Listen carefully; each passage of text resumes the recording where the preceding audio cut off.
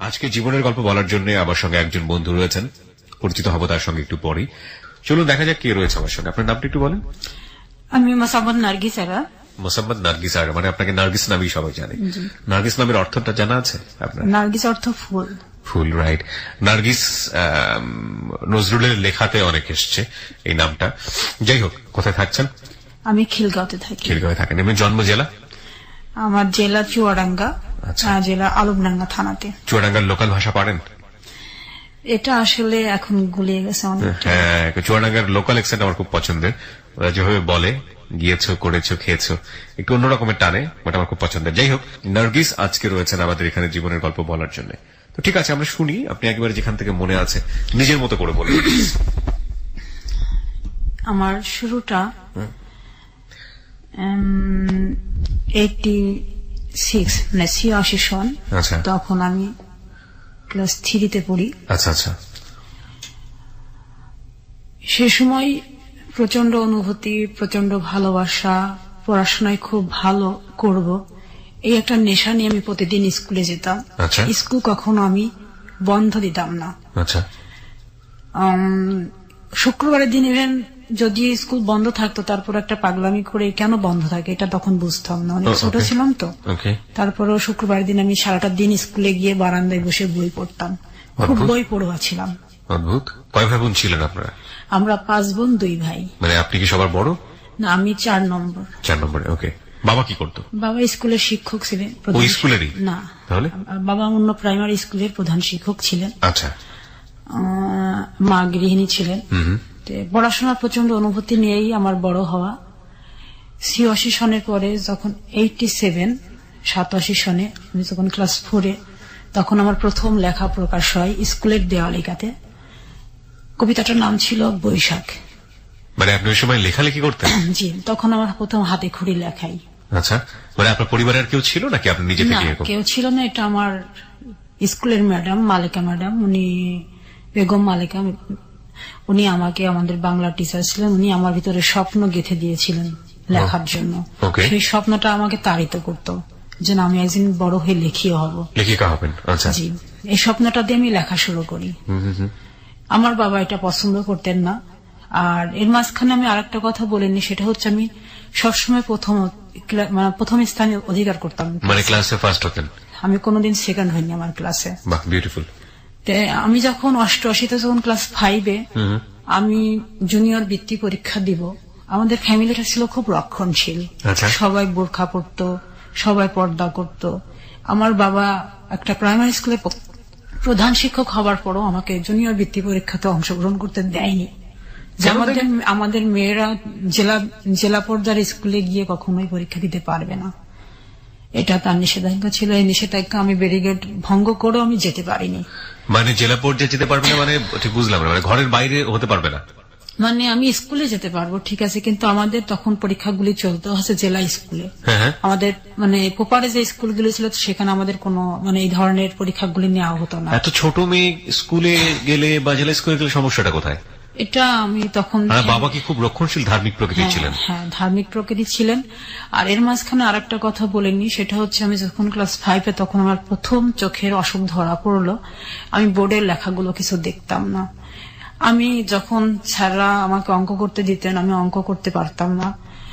ওই সময় আমার চোখে প্রথম আমার ডিফেক্ট ধরা পড়লো। আমার বাবাকে আমি বলেছিলাম আমার চোখ দেখানোর জন্য, তো বাবা বললো যে আমি যদি মেয়েকে চশমা দেই চোখে, তাহলে আমার মেয়ের আর কখনো বিয়ে হবে না। এই একটা কুসংস্কার, হীনমন্যতা নিয়ে সে কখনই আমার চোখের ডাক্তারের কাছে নিয়ে যায়নি। এই অবস্থায় আমি 8ম শ্রেণী পর্যন্ত আমি দিনপাত করলাম। যখন আমি 90 সন ক্লাস 7-এ, তখন আমি আমাদের স্কুলের অ্যানুয়াল স্পোর্টসে আমি দাবাতে চ্যাম্পিয়ন হই। আমার ছোটবেলা থেকে দাবায় হাতে খড়ি আমার চাচার কাছে। চাচারা খুব ভালো দাবা খেলতেন, মামারা দাবা খেলতেন, এটা দেখে দেখে আমি শিখেছিলাম। তা আমি 7-এ যখন, তখন আমি দাবাতে চ্যাম্পিয়ন হলাম। 8ম শ্রেণীতে ওঠার পরে আমার রোল তখন 10। দাবাতে চ্যাম্পিয়ন হল মানে কোন দাবাতে, কি কম্পিটিশনে চ্যাম্পিয়ন হল? এটা অ্যানুয়াল স্পোর্টসে। স্কুলের? আচ্ছা, স্কুলে আমি চ্যাম্পিয়ন হলাম। হওয়ার পরে আমি যখন 8ম শ্রেণীতে, আমার রোল তখন 10 ক্লাসে, যেহেতু আমি মাধ্যমিক স্কুলে চলে গেছি। তো তখন আমি হায়ার জুনিয়র বৃত্তি পরীক্ষা দেবার জন্য একটা প্রস্তুতি নিয়েছিলাম। আমার বাবা সেটা তো অংশগ্রহণ করতে দেয়নি। এই দুইটা আমার ছোটবেলার সবচাইতে বড় কষ্ট। তারপরে আমি নিয়মিত স্কুলে যাওয়া শুরু করলাম, পড়াশোনাও করি। হঠাৎ এটা সন ছিল আগস্টের 15 তারিখ। আমার বড় চাচার বড় মেয়ে মারা গেলেন। ওই মৃত্যু বাড়িতে আমাকে দেখতে আসে। দেখতে আসার পরে বাবা পছন্দ করে, কিন্তু আমি জানতামও না যে আমার জন্য কে বা কারা আসছেন। আমি ওই দিন শুক্রবার ছিল। আমি মানে একটা বিভূতিভূষণ বন্দ্যোপাধ্যায়ের গল্পের বই পুঁই মাছা, ওটা আমি পড়ছিলাম ঘরে বসে। আমার ছোটবেলা থেকে গল্পের বই পড়ার প্রতি খুব নেশা ছিল। পড়তে পড়তে আমার মা আমাকে ডাক দিলেন। ডাক দেওয়ার পরে বলল যে পড়া বাদ দিয়ে তুমি এদিকে আসো। আমি গেলাম। বলল তোমাকে সাজতে হবে, পোশাক পরতে হবে। আমি বললাম কেন, আমি তো পোশাক পরেই আসি, নতুন করে কেন আমি পোশাক পরবো? বললো যেটা বলছি সেটা করো, কথার অবাধ্য হবে না। আমি তাদের কথা মতন পোশাক পরলাম এবং আমাকে কি করতে বলা হবে, কেন বলা হবে, কোথায় যেতে হবে, এই অপেক্ষায় আমি থাকলাম। তাও বইটা আমি হাত থেকে ফেলিনি। আমি আমার পড়ার টেবিলে বইটা নিয়ে বসেই আছি। ইতিমধ্যে আমার বড় বোন, যে বোনটার বিয়ে হয়ে গেছে, সেটা হচ্ছে কুমারখালীতে, ও চলে আসলো ওর হাজবেন্ড সহ। আমি এটা দেখে আরো বিস্মিত হলাম। ওর তো এখন আসার কথা না, ও কেন আসলো? ও আমাকে কিছু বলে না, শুধু হাসে। ওর হাসির অর্থ আমি তখন বুঝিনি, কারণ তখন তো আমি অনেক ছোট। কোন ক্লাসে পড়ছেন যেন? তখন ক্লাস 8। ক্লাস 8 পড়েন, রাইট। তারপর বিকেল যখন 5টা বাজে, তখন ইতিমধ্যে 8-10 জন বেশ বয়স্ক লোক আমাদের বাড়িতে আসলেন। তাদের আসার অর্থটা আমি বুঝিনি। তখন মাসে একটা করে সিনেমা হতো। আমাদের বাড়িতে একটা সাদা কালো টেলিভিশন ছিল। আমরা সিনেমা দেখার জন্য খুব উৎসুক থাকতাম, যে মাসে তখন একটা সিনেমা হতো, মিস করতাম না। টেলিভিশনের ঘরে যখন যাব, তখন আমাদেরকে যেতে দেওয়া হয় না, এখানে যেতে হবে না, সিনেমা দেখতে হবে না। শুক্রবার ছিল না? হ্যাঁ হ্যাঁ, বিটিভিতে সিনেমা দেখাতো, জুমার নামাজের পরপরই শুরু হয়ে যেত মোটামুটি। হ্যাঁ, ওই সময় আমরা সিনেমা দেখার খুব উৎসুক ছিলাম। ছোট ছোট ভাই বোন গুলো মিলে আমরা দেখতাম। যেহেতু 8-10 বাড়িতে কোনো টেলিভিশন ছিল না, বিধে অনেক সবাই ভিড় জমাতো। গ্রামে এই সিনারিটা এখনো বোধহয় দেখা যায়। একেবারে প্রত্যন্ত গ্রামাঞ্চলে যাদের টেলিভিশন নাই, তারা হয়তো এরকম করেন। তারপর আমার মা চা তৈরি করলেন, সেমাই তৈরি করলেন, ফলমূল কাটলেন, কেটে আমাকে রান্নাঘরে ডাকলেন। আমি রান্নাঘরে গেলাম। সেগুলো ট্রেতে সাজিয়ে আমাকে আমাদের বসার ঘরে নিয়ে যাওয়া হলো। আমাকে চেয়ারে বসতে বললেন, আমি বসলাম। আমার নাম জিজ্ঞাসা করলো, কোন ক্লাসে পড়ি, ঠিকানা লিখতে বললো, ঠিকানা লিখলাম। লেখার পরে ঘন্টাখানেক তাদের সামনে আমি পুতুলের মতো বসে থেকে আমি উঠে চলে আসলাম। চলে আসার পর তারপরে আর কিছু জানতে পারলাম না, যে কি হবে, কি হচ্ছে, কেন আসলেন, এগুলি আমি কিছু জানতে পারলাম না। বাবাকে শুধু দেখলাম রাত্রি 8টার সময় বাইরে গেলেন এবং 10 মিনিট পরে সে ফিরে আসলেন। এইটুকুই শুধু আমার খুব বেশি করে মনে পড়ে। তো মাকে ডাকলেন, ঘরের দরজা বন্ধ করে কি বললেন সেটাও আমি জানি না। তারপরে ওই রাত্রেই বাবা চলে গেলেন কুমারখালীতে। যাওয়ার পরে পরের দিন ফিরে আসলেন, তখন বাজে সকাল 10টা। ওকে। ফিরে আসার পর কুমারখালী কোথায় ছিল এটা? কুষ্টিয়া। কুষ্টিয়ার কুমারখালী। আচ্ছা, যেখান থেকে লোকজনগুলো এসেছিল, তাই কি? জি। ওকে। ফিরে আসার পর বাবা বাড়িতে সমস্ত কিছু তৈরি করা শুরু করলেন। ফ্যামিলির আরো অনেকে, চাচারা, মামারা, মানে একটা উৎসব একটা ভাব চলে আসলো। উৎসব ভাব তখন আমি বুঝতে পারলাম। তারপরে ওনারা আসলেন আমাদের বাড়িতে সন্ধ্যার দিকে। আবার মানে যারা এসেছিল তারা আবার আসলো? হ্যাঁ। আসার পরে ওই মুহূর্তে আমি তখন খুবই মানে হতবাক হয়ে গেলাম। এর মাঝখানে আমার আরেকটা কথা মনে পড়লো, সেটা হচ্ছে আমার ছোট মামা তখন বুয়েটের স্টুডেন্টস। তো মামা তখন ঢাকাতেই থাকতেন। মামা বাড়িতে ফিরলেন, এটা ছিল জুলাই মাস। তো জি। ওই সময় মামা আমার রেজাল্ট দেখলেন যে তোর রেজাল্ট কেমন। আমি বললাম যে মামা আমি 777 মার্কস পেয়েছি এবার, তবে আমি বৃত্তি পরীক্ষা দিব। তো মামা আমাকে বৃত্তি ফিস 80 টাকা সহ আমাকে 500 টাকা হাতে তুলে দিলেন ওই মুহূর্তে। বললেন যে তুমি বৃত্তি গাইড এগুলি সব কিনবে এবং পরীক্ষা ভালো করে দিবে, এসএসসির পরে আমি তোমাকে ঢাকা নিয়ে যাব। আচ্ছা। তে মামার সেই স্বপ্নটা আমার বুকের মধ্যে শুধু স্বপ্নই হয়ে রইল। মানে ওই সময়টাতে আপনি স্বপ্ন দেখছিলেন? জি। ওকে, জি। যখন আপনার বাড়িতে লোকজনের আনাগোনা হচ্ছে। যে আমার স্বপ্নটাকে সেখানে মৃত্যু দেওয়া হলো আর কি। এটার এই মৃত্যুটার কথা আমি আমার হয়তো শেষ দিন পর্যন্ত আমি ভুলবো না। আচ্ছা, শুনি আমরা স্টোরিটা। তারপরে এইভাবে মামা চলে গেলেন ঢাকাতে। আবার আমাকে খুব সাহস দিলেন, বাহবা দিলেন যে তুমি রেজাল্ট অনেক ভালো করছো, আরো ভালো করতে হবে, আশা করি তুমি অনেক ভালো করবে। তো বাবার এই সিদ্ধান্তটা উনি জানতেন না, যেহেতু উনি জুলাই মাসে এসেছিলেন আর আমার মানে আমার এই ঘটনাটা ঘটলো হচ্ছে সেপ্টেম্বরে। তারপরে সেপ্টেম্বর ওনারা এসে আবার ফিরে গেলেন। ফিরে যাওয়ার পরে অক্টোবর মাসের 25 তারিখে, ওই দিন ছিল শুক্রবার, বিকেল 4টার দিকে আমাদের বাড়িতে আবারও নতুন করে 8-10 জন আসলেন। বেশ অভিভাবক টাইপের, মানে অভিভাবকরা আসলেন আর কি। আসার পর ওনারা আবার নতুন করে আমাকে দেখলেন। দেখার পরে ওনারা আমাকে পছন্দ করলেন। পছন্দ করার পরে ফিরে গেলেন। ফিরে যাওয়ার পরে বাবাকেও আবার যেতে বললেন। বাবা ওই রাত্রি 10টার সময় চলে গেলেন কুষ্টিয়ার কুমারখালীতে। তারপরে রাত্রি 2টার দিকে বাবা ফিরে আসলেন। ফিরে আসার পর পরের দিন থেকে উৎসব একটা শুরু হলো বাড়িতে। সেই উৎসবের অর্থ আমি তখনও বুঝি। আমার ফুপুরা, আমার বোন, আমার চাচারা সবাই একসাথে হলেন বাড়িতে। হবার পর আমাকে শুধু একটা ঘরের মধ্যেই থাকতে বলা হচ্ছে বারবার। বাইরে বেরোলেই আমার প্রতি মানে রাগারাগি করা মানে শুরু করলেন, তুমি কেন বাইরে এত বেরোচ্ছ। ওকে। আমি ঘরের মধ্যেই তখন কি করব, আমার তো কিছু করা ছিল না, আমি কোনো কাজও করতে পারতেছি না, পড়তে পারতেছি না। তখন আমি আবার গল্পের বই, বনফল নামে একটা গল্পের বই, ওইটা নিয়ে আমি বসে পড়লাম। বসে পড়ে আমি পড়া শুরু করলাম। তো আপনার তো ভাই বোন ছিল, তাদের সঙ্গে কি কোনো ভালো সম্পর্ক ছিল না? তারা তো কেউ এসে আপনাকে টাচ দেওয়ার কথা যে তোমার এরকম একটা কিছু হতে যাচ্ছে? আমার যে ভাই বোনগুলো ছিল ওরা তো, আমার বয়স 13 বছর, আর আমার ছোট যেগুলো ছিল এগুলো তো আরো ছোট।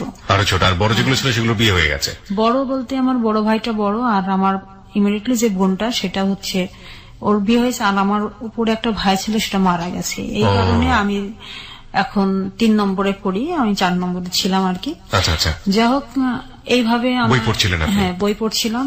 তারপরে আমাকে সন্ধ্যার দিকে নিয়ে গেলেন গোসল করাতে। গোসল করালো, হলুদ মাখালো। তখন বুঝতে পারলাম আমি তখন হতবাক হলাম যে এটা কেন। আমি আর তখন কিছু বলার মতো। আপনি তখনও কি জানতেন যে কার সঙ্গে বিয়ে হচ্ছে না, বা কি তখনও অবস্থা? জানতাম না যে কার সাথে আমার বিয়ে হচ্ছে, এটা আমি জানতাম না, আমাকে দেখানো হয়নি। ওকে। তারপরে গুটি গুটি করে রাত্রির সময়টা পেরিয়ে মধ্যরাত্রিতে আসলো। আসার পরে প্রায় 2টা বাজে। ওই সময় আমাদের বাড়িতে কাজী আসলেন। কাজী আসার পরে আমাকে একটা রুমে বসিয়ে শুধু সিগনেচার করতে বলা হলো যে এই যে বইটা থাকে ওই বইটাতে সিগনেচার করা হলো যে তুমি এখানে সিগনেচার করো। সিগনেচার করে নিয়ে গেলেন। নিয়ে যাওয়ার পরে আপনি সিগনেচার করে ফেললেন? হ্যাঁ, আমি করে ফেললাম। আমি লেখা পড়া এগুলিতে খুব উস্তাদ, আমি এটা বুঝি নাই, দেখি নাই যেটা কি জিনিস। একটা ওই যে বিয়ের যে ভলিউমটা থাকে ওটাতে সিগনেচার করতে বললেন, আমি সিগনেচার করলাম। তারপরে নিয়ে চলে গেলেন। চলে যাওয়ার পরে আমাকে নতুন শাড়ি পরানো হলো। হওয়ার পরে আমাকে তখন কবুল বলানোর জন্য বারবার আমাকে খুব তাগিদ দেওয়া লাগলো। আমি কিন্তু বলতেছিলাম না যে আমি বিয়ে করব না। আমার বাবা আমাকে ঠাস করে একটা চড় দিয়ে দিলেন। তখন আমি বলতে বাধ্য হলাম। তারপরে এইভাবে আমার বিয়েটা হয়ে যায়। রাত্রিটা পার হবার পরে সকালবেলা আমাদেরকে বিদায় দিল। বিদায়ের মুহূর্তে আমি শুধু এক নজর দেখেছিলাম, কিন্তু কথা তো তখন বলতে পারি না, কথা বলার কথাও না। যে যাহাকে আমি চিনি না তার সাথে আমি কেন কথা বলবো। আমাদের গাড়িতে তুললেন, নিয়ে গেলেন। আমার নানি আমার সাথে গেলেন। আমার নানি তখন বেশ মানে শরীরের দিক থেকে তার বাঁধন ভালোই ছিল। যাওয়ার পর দুপুরের দিকে আমার শ্বশুর বাড়িতে মানে আমি যতদূর বুঝতে পারছি যে তখন পর্যন্ত আপনি ভালোভাবে জানেন না যে আপনার বর আসলে কে। এক নজর যাকে দেখলেন উনি আপনার বর। হ্যাঁ, আমি বরের বেশে আছে, এইটুকুই আপনি দেখলেন। বুঝছি মানে মানুষটা কে কি কিছু জানেন না আপনি, তখনও কথাও হয়নি আপনার সঙ্গে? কথাও হয়নি আমার সাথে। ওকে। তারপরে আমি যখন ওদের বাড়িতে গেলাম, যাওয়ার পর আমাকে উঠানে বসানোর পর গ্রামের অনেক মানুষ দেখতে আসলেন, দেখলেন, চলে গেলেন। মানে সন্ধ্যা পর্যন্ত ওদের বাড়িতে অনেক উৎসব আমেজ চলছে, যে নতুন বোন এসছে, ছোট ছেলের বউ। আমার শাশুড়িও খুব আমাকে দেখে খুব পছন্দ করছেন, উনি বুকে আমাকে জড়িয়ে ধরলেন। কেউ কারোর সাথে পরিচয় করিয়ে দিচ্ছে না যেটা তোমার শাশুড়ি হয়? আমার শাশুড়ি পরিচয় করিয়ে দিলেন। ওই সময় আমি চিনলাম যেটা আমার শাশুড়ি। আর আমার ননদ ছিল 9 জন ননদ সেই সময় উপস্থিত ছিলেন। 9 জন ননদ আসলেন। তা আমার মানে ভাসুর ছিল শুধু একজন, উনি চিটাগংয়ে থাকতেন, তো উনি তখন এসে পৌঁছাননি। আচ্ছা আচ্ছা। উনি তখনও যখন পৌঁছান, উনি রাস্তাতে আসেন, চিটাগং থেকে আসবেন, তারপরে বিয়েতে আরো উৎসব শুরু হবে আর কি। আচ্ছা। এটা তো হঠাৎ বিয়ে, মানে সেরকম প্রিপারেশন তো কোনো কিছু ছিল না বিয়ের। ওকে। তো গ্রামে গিয়ে আপনি কি দেখলেন? আপনি তো একটা বাড়ির মধ্যে ছিলেন, ওদের বাড়ি ঘর এগুলো কেমন, কি দেখলেন? ওদের বাড়ি ঘর অনেক বড়। কারণ এখানে একটু বলে নি যে আমার শ্বশুরদের চা বাগান ছিল, খাগড়াছড়ি আব্দুল জব্বার চা বাগান, ওনারা ওই চা বাগানের মালিক, এবং অনেক গণিদি, আসলে এদের অনেক টাকা পয়সা, জৌলুস, অনেক কিছুই ছিল। তারপরে রাত্রিবেলা খাওয়া দাওয়ার পরে আমাকে বাসর ঘরে দিবে।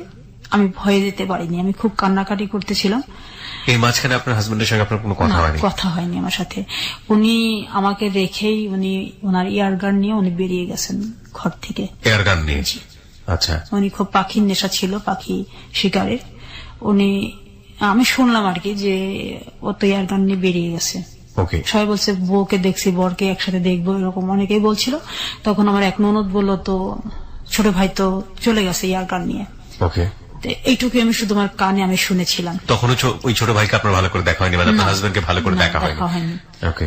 তারপরে খাওয়া দাওয়া হলো, রাত্রি যখন 10টা বাজার পরে তখন আমাকে বাসর ঘর, যেটাকে বলা হয় বাসর ঘর, সুন্দর করে সাজানো হয়েছে, সেখানে আমাকে রেখে ওরা চলে গেছে। চলে যাওয়ার পরে আমি খুব ভয়ে, তখনও সে ফেরেনি, আমি খুব ভয়ে আমি ওই ঘরে না থেকে আমি আমার শাশুড়ির ঘরে চলে আসি। আমি কান্নাকাটি করতেছিলাম খুব। তো শাশুড়ি বলল, ছোট মানুষ, ওকে আর আজকে বিব্রত করার দরকার নাই, আমি আমার কাছে রাখি, ও আসুক, তারপর আমি দিয়ে আসবো। একা একা ঘরে ভয় পাচ্ছে, আমি দিয়ে আসবো আমার ছেলের কাছে। তো আমার শাশুড়ি ওই সময় আসলে উনি কুষ্টিয়া মোহিনীমিল মহিলা যে স্কুলটা ছিলেন, ওই স্কুল থেকে উনি 1921 খ্রিস্টাব্দের উনি এসএসসি পাস আর কি। উনি খুব, মানে ওই সময় উনি খুব আধুনিক ছিলেন আর কি, আধুনিক ছিলেন। তো ছেলের সাথে ওনার খুব বন্ধুত্বমূলক সম্পর্ক ছিল ওনার ছেলের সাথে। আমি বললাম যে আমি খুব ভয় পাচ্ছি মা, আমি যাব না। কেন যাবে না তুমি? আমিও তো ছোট সময়, আমিও তো এই সংসারে এসেছি। আমাকে বোঝালেন উনি, আমি তখন বুঝ মানি না। তারপর উনি যখন আসলেন তখন প্রায় রাত্রি 12টা বাজে। আচ্ছা। আমার শাশুড়ি একটু বকলেন যে তুই বিয়ে করে রেখে চলে গেছিস, রাত্রি 12টার সময় কেউ ঘরে আসে? তখন সে বলল যে তুমি তো জানোই মা, আমি সাধারণত রাত্রি 12টা 1টার আগে কখনো ঘরে ফিরি না, এটা তোমার কথা বলার তো কোনো দরকার নেই। তা বলে ওকে পাঠিয়ে দাও, রুমে পাঠিয়ে দাও। তারপরে আমি রুমে কিছুতেই যাব না, আমি খুব চিৎকার করে কেঁদে উঠলাম। তখন বললো থাক, আমি একাই রুমে থাকছি, তোমার কাছে রাখো। তো আমি আমার শাশুড়ির কাছে থাকলাম। সে তারপরের দিনও আমি আর যাই নাই। তারপরে উনি 2 দিন ছিলেন ওনার চিটাগংয়ে। তখন রিয়াজউদ্দিন মার্কেটে ওনার কাপড়ের দোকান ছিল, ব্যবসা করতেন, ওইখানেই বাসা ছিল। তো উনি বললো তাহলে আমি চলে যাই, মানে কুষ্টিয়া থেকে চিটাগংয়ে চলে যাই, তাই বললো। তো বললো যে অন্তত বউ ভাতটা পার করে দিয়ে যা। বউ ভাত কাকে নিয়ে আমি পার করবো, সে তো আমার কাছেই আসে না। এটা বললো। বলার পরে 2 দিন পরে আমার মানে ভাসুরের ওয়াইফ, তার 2টা বাচ্চা, সবাই চলে আসলো। গ্রামে আসার পরে বাড়িটা আরো বেশি হলো, জমজমাট হলো। আমাদের বাড়ির থেকে লোকজন আমাদেরকে আনতে গেল, আমাকে নিতে আসলো। নিতে আসার পরে আমি আমার মায়ের বাড়িতে গেলাম। যাবার থাকাকালীন উনি ওইখানে আমাদের বাড়িতে গিয়ে একদিন থাকলেন, সেদিন আমি ওনার সাথে আমি এক বিছানায় যাইওনি। মানে আপনাদের সঙ্গে আমি যতটুকু বুঝতে পারি তখন পর্যন্ত কোনো কথোপকথন বা কিছু হয়নি? কথোপকথন হয়নি আমার সাথে। তার আগ পর্যন্ত কি আপনি লোকটাকে সম্পর্কে চেহারায় দেখেছেন? বয়সের ব্যাপার থাকে, কার সঙ্গে বিয়ে হলো, দেখতে কেমন? এটা আমার মনের ভিতরে তখন ফিলিংস নেই। আমি শুধু আমার বিয়ে হওয়ার পরেও আমার কিন্তু বই হাতে, তখনও বই হাতে আপনার? আমার বই হাতে। আমি পরীক্ষা দিব, আমি একবার বৃত্তি পরীক্ষা আমি দিতে পারিনি, এবার আমি হায়ার জুনিয়র বৃত্তি পরীক্ষা দিব। এটা আমার তখনও নেশা, আমার চোখে, আমার মুখে, আমার ভিতরে। আমার তখন স্পন্দন যে আমি পরীক্ষা দিব, এটা আমার। আমি আমার শ্বশুর বাড়িতে গিয়েও আমি ওই আমার পড়াশোনার মধ্যে, হ্যাঁ, আমার ভাসুরের ছেলে মেয়েরা, ওই যে আমার স্বাস্থ্য ভাসুরের ছেলে মেয়েরা তখন ক্লাস 8-এ যারা পরে, ওদের কাছ থেকে বই চেয়ে আমি পড়তাম। ওকে ওকে, এরকম। তো গেলেন আপনি বাড়িতে? হ্যাঁ, বাড়িতে গেলাম। তারপর উনি আমাকে রেখে চলে গেলেন আমাদের বাড়িতে। উনি আমাদের বাড়ি থেকে চিটাগং চলে গেলেন। তারপরে আর ফিরে আসেনি। চিটাগং যাওয়ার পরে আমাকে চিঠি লিখতেন, আমি চিঠির উত্তর দিতাম না। চিঠি আসতো প্রতিদিন, মানে প্রতি সপ্তাহে একটা করে চিঠি আসতো। কি থাকতো চিঠির মধ্যে, পড়ে দেখতেন? মনে আছে? পড়তাম, চিঠিগুলো পড়তাম। আমাকে কখনো প্রিয়সী, কখনো প্রিয়, প্রিয়া, কখনো এইভাবে আমাকে সম্বোধন করতেন। ওকে। হয়তো তুমি একদিন আমাকে মেনে নিবে, হয়তো একদিন তোমার সাথে আমার সংসার জীবন শুরু হবে, এরকম অনেক কথাই লিখতেন। ওকে। তারপরে আমাকে, আমি ক্লাস 8-এর, আমি যখন 8ম শ্রেণী, যখন আমি ফাইনাল পরীক্ষা দিব, পরীক্ষাতে অ্যাটেন্ড করলাম। 5টা পরীক্ষা দেওয়ার পরে আমার আর পরীক্ষা দেওয়া হয়নি। আমার বাবা আমাকে রেখে আসলেন আপনার শ্বশুর বাড়িতে? শ্বশুর বাড়িতে। তুমি বিয়ের পর আর থাকতে পারবে না, এখানে থাকতে পারবে না। না, আমাকে রেখে আসলেন। কিন্তু পরীক্ষাটা দেবার আমার খুব ইচ্ছা ছিল, আমার পরীক্ষাটা দেওয়া হয়নি। শ্বশুর বাড়ি থেকেও কোনো স্টেপ নিল না? না। আমার শাশুড়ি বলল যে, শাশুড়ির খুব ইচ্ছে ছিল আমি পড়াশোনা করি, কিন্তু বললো আমার ছেলের অনুমতি না দিলে আমি তো পড়াতে পারবো না, আমার শাশুড়ি। তারপর আমি ওইখানে চলে গেলাম। চলে যাওয়ার পর ডিসেম্বর মাসের 14 তারিখে উনি ফিরে আসলেন চিটাগং থেকে, বিকেল 3টার সময়। আমি বাসায় বসে আর কি, আমার শাশুড়িও খুব গল্পের বই পড়তেন। সালিহা নামে একটা গল্পের বই আমি পড়তেছিলাম। তো ওইটা পড়তেছিলাম আমি, শীতের বিকেল, আমি বসে বসে রোদ্রে বসে পড়তেছিলাম। তো আমার বাইরে সবাই বলছে যে আমার ভাসুরের ছেলে মেয়েরা চিৎকার করে বলছে, চাচা চলে এসছে, চাচা চলে এসছে। তো আমার শাশুড়ি এবার বাহিরে গেলেন, যে ছেলেকে রিসিভ করে নিয়ে আসলেন। নিয়ে আসার পরে তখন বলছে যে, মা, ওর পাগলামি কি বন্ধ হয়েছে? তাই বলছে, কয় আগে যেরকম পাগলামি করতো এখনো কি পাগলামি করবে? কোনটাকে আসলে আমরা পাগলামি বলবো, কি আসলে পাগলামি, সেটা পুরো গল্প জুড়ে উঠে আসবে। তবে প্রিয় শ্রোতা, আমরা এই পর্যায়ে ছোট্ট একটা বিরতি নিতে চাই। আজকে এখানে নার্গিসের জীবনের গল্প আপনারা শুনছেন।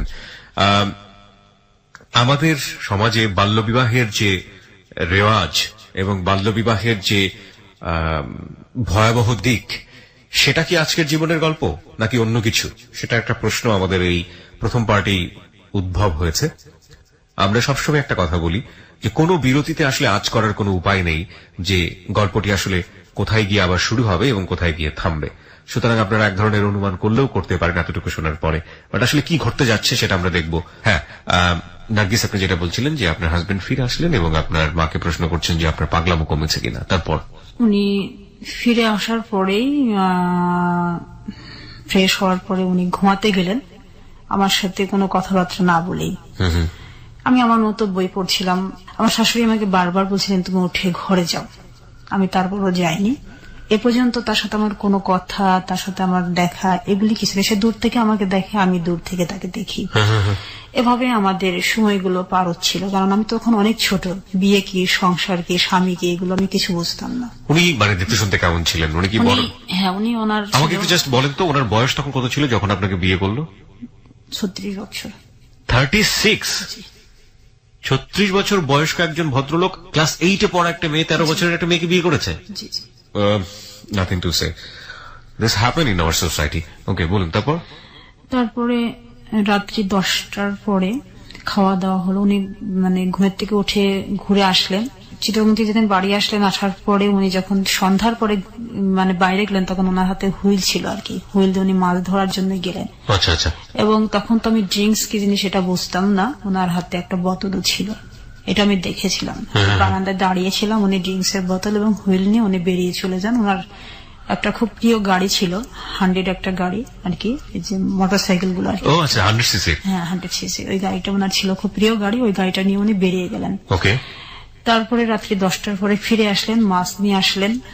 মাছ ধরে বন্ধু বান্ধবের সাথে হইচই করে মাকে বললেন যে তুমি এগুলো মানে কাজের যে মেয়েটা আমাদের ছিল আর কি, ওর কাছে দিল, পরিষ্কার করলো, শাশুড়ি রান্না করলো। তখন আমি সংসারের কোনো কাজে হাত দেইনি, আমাকে হাত দিতে দেয়ও না। ওকে। তারপরে খাওয়া দাওয়ার পর যখন সবাই যখন শুয়ে পড়ছে, আমি যখন আর যাই না, তখন আমি যে ঘরে ছিলাম আর কি, আমার শাশুড়ির ঘরে আমি ছিলাম না, আমি আর একটা ঘরে আমি বসে বসে বই পড়তেছিলাম। সেই ঘরে এসে আমাকে এক প্রকার জোর করে আমাকে নিয়ে যায় তার ঘরে। ওকে। আমি খুব চিৎকার করে উঠি, খাটে নিয়ে গিয়ে আমাকে বেঁধে ফেলে। বেঁধে ফেলার পরে ওই দিনই আমার সাথে প্রথম সে সেক্স করলো এবং আমাকে রেপ করার মতো করেই করলো। ও মাই গড। আর ওই রাত্রে আমি আমার বড় সন্তানকে আমি কনসেপ্ট করি। এটা আসলে পরে ইউরিন টেস্টে ধরা পড়ে। My goodness. তারপরে উনি 4 দিন ছিলেন। 4 দিন আমাকে এভাবে অত্যাচারের মাধ্যম দিয়ে উনি আমাকে ব্যবহার করেছেন, যেহেতু আমি রাজি ছিলাম না সেক্সে, সেহেতু। তারপর উনি 4 দিন পরে চলে গেলেন। এই যে ক্লাস 8-এ যখন আপনি আছেন, তার আগ পর্যন্ত আপনি কি জেনেছেন ব্যাপারগুলো? কেউ আপনাকে বলেছে? আপনার ফ্যামিলির কেউ এই স্বামী স্ত্রী সম্পর্কটা আসলে না, কি? এটা কখনোই বলেনি। কেউ আপনাকে বলেনি? আপনার শাশুড়ি যে এত আধুনিক মনস্ক ছিল, সেও কখনো সে বলতে গেছে, কিন্তু আমি শুনতে চাইনি। আমার ওইগুলি মাথার মধ্যে নিতাম না কখনো। আমার ভালো লাগতো না এগুলো না, শুনতে। আমার শুনতে ভালো লাগতো না, আমার শুধু পড়তেই ভালো লাগতো। আমি পড়তাম, আমি তখনও ছোট ছোট গল্প লিখতাম, কবিতা লিখতাম, আমি ওইগুলির মধ্যেই মগ্ন থাকতাম। ওকে। সাহিত্য মনা ছিলাম তো, এই জন্যই। ওকে। তো এইভাবে সে আমাকে 4 দিন ইউজ করার পরে সে ফিরে গেলেন, সে তার কাজে ফিরে গেল। কাজে ফিরে গেলেন। ওকে। আর যখন আমাকে সে বিয়ে করেন, অলরেডি সে 4টা দেশ ভ্রমণ করা আর কি, সে কুয়েত থেকে ফিরে এসে আমাকে বিয়ে করেছেন। ও ওকে। মানে 7 মাসের মাথায় বিয়ে করে, কুয়েত থেকে ফিরে এসে 7 মাসের মাথায় আমাকে বিয়ে করেন। আচ্ছা, আচ্ছা। তাহলে তো সে অনেক অ্যাডাল্ট এবং অনেক ম্যাচিউর ছিল। জি। যে এই কারণে তার তো এক্সপেরিয়েন্স থাকা স্বাভাবিক। হ্যাঁ, এক্সপেরিয়েন্স থাকা স্বাভাবিক। তারপরে আমি পরের মাসে আমি যখন আমার বমি হওয়া শুরু হলো, তখন আমি বুঝি না যে আমার কেন এরকম হচ্ছে। আমি শাশুড়িকে বললাম, শাশুড়ি খুব খুশি। শাশুড়ি আমাকে ডাক্তারের কাছে নিয়ে গেলেন, আমাদের মানে ফ্যামিলি যে ডক্টর ছিলেন ওনার কাছে আমাকে নিয়ে গেলেন। নিয়ে যাওয়ার পরে তারপর উনি আমাকে দেখলেন, ইউরিন টেস্ট করলেন, করার পরে বললো যে শাশুড়িমা তো কনসেপ্ট করে গেছে, এখন এতটুকু বয়সে কি বাচ্চা রাখবেন কি রাখবেন না, অ্যাবর্শন করে ফেলেন। তো আমার হাজবেন্ডের কাছে যখন এটা গেল, আমাদের বাসায় ল্যান্ড ফোন ছিল, ল্যান্ড ফোনটা যখন হাজবেন্ডের কাছে গেল, যাওয়ার পরে উনি ফিরে আসলেন আবার। নিয়ে আসার পরে আমাকে অনেকগুলি ডাক্তারের কাছে নিয়ে গেলেন আমাকে অ্যাবর্শন করানোর জন্য। আমি করিনি। আপনি করেননি? না। কেন? আমি করিনি। আমি বললাম যে আমি এই যন্ত্রণা সহ্য করতে পারবো না, যে যন্ত্রণা দিয়ে আমাকে করবে, ডাক্তার আমাকে বলেছে সবকিছু। তো আমি এটাতে যখন রাজি হলাম না, তখন সে আবারও মানে বিরক্তি হয়ে আমার সাথে কথা না বলেই এক প্রকার এটা খুব রাত ব্যবহার করে চলে গেলেন, আবার চিরবঙ্গে ফিরে গেলেন। মাকে বলে গেলেন যদি ও মানে ওর মতামত ফিরে, তাহলে তুমি ওটা অ্যাবর্শন করে ফেলো। আমি এখন এত মানে অল্প সময়ের মধ্যে আমি বাবা হতে চাই না। এত বিয়ের অল্প সময়ের মধ্যেই, মাত্র 2 মাস 2.5 মাস বিয়ে হয়েছে। তো এটা তখন আমার শাশুড়ি আমাকে অনেক বোঝাতে লাগলেন, আমি বুঝলাম না। তা আমি বললাম যে মা, আমি আমার যা হবার তো হয়ে গেছে, আমি এখন বুঝি বিয়ে কি জিনিস, বাচ্চা কি জিনিস, আমি একটু বুঝতে পারি। তো থাক না কেন, থাকলে তো সমস্যাটা কি, আমি এটা তখন বলেছিলাম। তারপরে এভাবে প্রায় 4 মাস অতিবাহিত হয়ে যাওয়ার পরে আমার চোখে তখন অনেক সমস্যা দেখা দিল। আমার চোখ দিয়ে পানি পড়তো, আমার চোখে তো এমনি ছোটবেলায় একটা ডিফেক্ট দেখা দিল, আমার চোখ দিয়ে পানি পড়তো। এগুলি হওয়ার পরে আমার বাবা আসলেন আমাকে আমার ডাক্তার দেখাবার জন্য। আপনার ফ্যামিলি কি জানলো যে আপনি কনসেপ্ট করেছেন? জি জি। ওনারা কিভাবে নিলেন? ওনারা স্বাভাবিকভাবেই নিলেন, যেহেতু আমার বড় বোনের তখনও বাচ্চা হয়নি, বড় বোনের 3 বছর বিয়ে হয়ে গেছে। 12-13 বছরের একটা মেয়ে সে কনসেপ্ট করে যাচ্ছে এবং সেটাকে একজন স্কুলের প্রধান শিক্ষক সে স্বাভাবিকভাবে নিচ্ছেন। যদি এরকম হতো যে একেবারে অশিক্ষিত আমাদের প্রান্তিক পর্যায়ের সমাজ বলতে যেটা বুঝি সেই পর্যায়ের একজন মানুষ, 2 পরিবারের কথাই যদি বলি, শ্বশুর বাড়ির লোক প্রচন্ড বনেদিক এবং তাদের অর্থবিত্ত কিরকম সেটা আপনারা ওর বর্ণনা শুনেই বুঝতে পারছেন, তারা বিয়ে করেছে এত ছোট একটা মেয়েকে এবং সে কনসিভ করে গেছে, সেটাকে স্বাভাবিকভাবে নিচ্ছে। কিংবা যেই লোকটি এই ধরনের কাজ করলেন তিনি একবারের জন্য চিন্তা করলেন না যে এর রেজাল্টটা কি হতে পারে। ওনার হাজবেন্ডের কথা আমি বলছি। কি নাম ছিল ভদ্রলোকের? মোহাম্মদ আমানুল্লাহ সাহেব। এবং একই সাথে ওনার বাবা এবং ওনার ফ্যামিলি বিয়ে দেয়াটা তো একটা ভয়াবহ রকমের অপরাধ করেছে, সেটা তারপরেও মেয়েটা কনসিভ করেছেন এবং এটাকে স্বাভাবিকভাবে নিচ্ছেন। Hardest reality. ওকে, বলুন তারপর। তারপরে আমি ঢাকাতে আসলাম, তখন জি চোখ দেখানোর জন্য। হ্যাঁ, ঢাকাতে আসলাম। মামার বাসাতে উঠলাম উত্তরা 6 নম্বর সেক্টরে। তারপরে ওখান থেকে মামা ঢাকা ক্যান্টনমেন্টের, উনি তখন মেজর, আমার 4 নম্বর মামা, আমার মামা 6 জন, উনি হচ্ছে মেজর, তখন আমি করি আর কি। মামা বাবাকে খুব বকলেন যে এত সুন্দর একটা মেয়ের ভবিষ্যৎ তুমি নষ্ট করে দিলা, এটা তোমার কাছে আমি চাইনি, আমার বোনটা তোমার কাছে এই জন্য আমরা বিয়ে দেয়নি। তারপরে পরিবাগে ডক্টর হারুন সাহেব প্রফেসর, ওনার কাছে আমাকে দেখানো হলো চোখ। দেখানোর পরে উনি চোখ দেখলেন, ট্রিটমেন্টের ব্যবস্থা করলেন, চশমা দিলেন। এটা নিয়ে আমি ফিরে গেলাম বাড়িতে। জুলাইয়ের 2 তারিখ, ওই দিন ছিল শুক্রবার। আমার হাজবেন্ড আমাকে আর মেনে নিতে পারে না। কেন? সে শুধু একটা কথাই বলে যে আমি অন্ধবধি, কি করব, তোমার চোখে এত পাওয়ার, এত এই।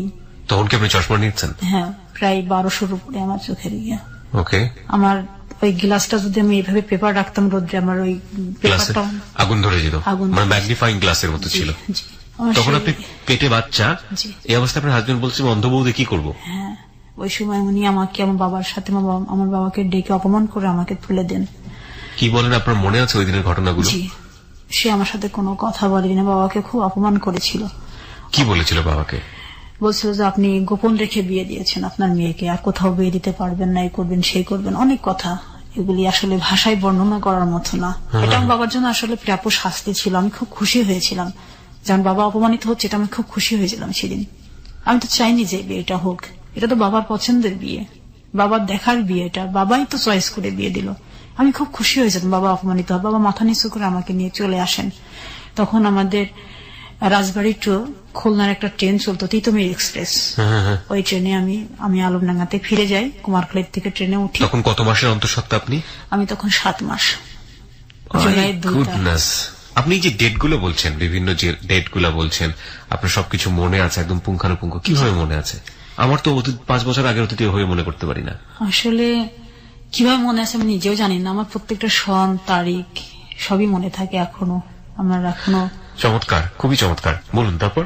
তারপরে বিকালে ফিরে আসলাম। ফিরে আসার পরে 5টার সময় বাড়িতে উপস্থিত হলাম। হওয়ার পরে 7টার দিকে আমার চাচিমা, একজন ডক্টর, বেগম নুরুন্নাহার, আমার বাবার ফুফাতো ভাইয়ের বউ, চাচিমার কাছে আমাকে নিয়ে যাওয়া হলো টেস্ট করার জন্য, বেবি ঠিক আছে কিনা। হ্যাঁ, আমি যখন বাড়িতে পা দিয়েছি চাচি তখন শুনতে পারলো। চাচি আমাদের বাড়িতে ল্যান্ড ফোন ছিল। চাচি মাকে ফোন করলো যে ভাবি ও তো এসছে, ওকে নিয়ে তুমি ক্লিনিকে চলে আসো।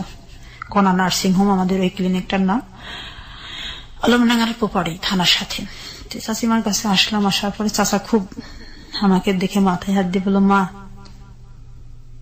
তোর জীবনটা তো এলোমেলো হয়ে গেল, যদি মেয়ে হোস তাহলে আমাকে দিয়ে দিস, আমি মানুষ করব।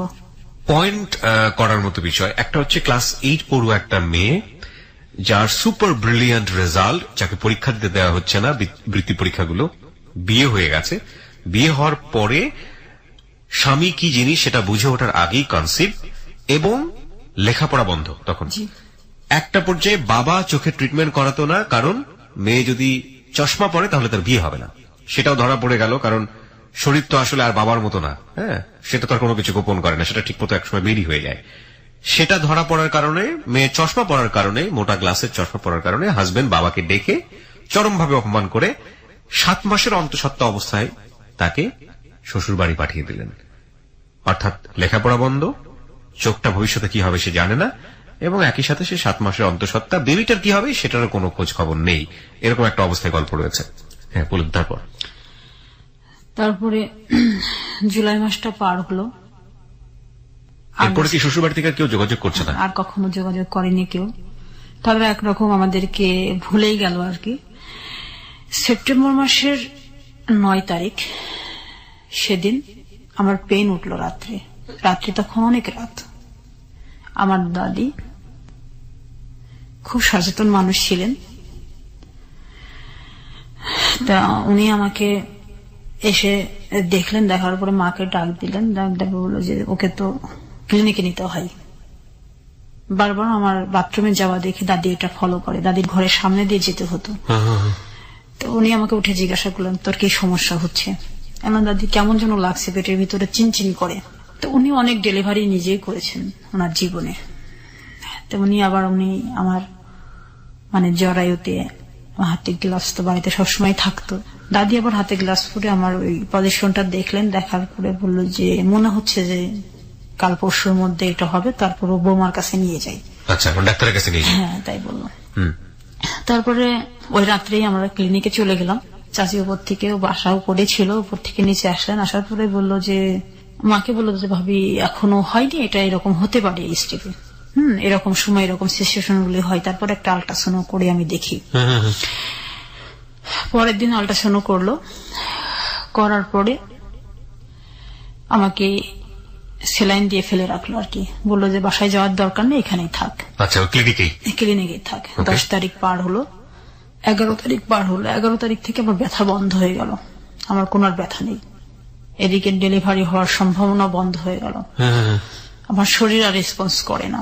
12 তারিখ দুপুর পর্যন্ত চাচিমা অনেক ওয়েট করলেন যে দেখি কি হয়। তো 12টার সময় উনি আমাকে আবার নতুন করে আবার একটা সেলাইন পুশ করলেন, ওষুধ দিলেন। দেওয়ার পরে আমি ক্লিনিকেই আছি, আমার সেলাইন তো পুশ চলছে। আমার শুয়ে থাকতে ইচ্ছে করছিল না, খুব কষ্ট হচ্ছিল, প্রচন্ড কষ্ট।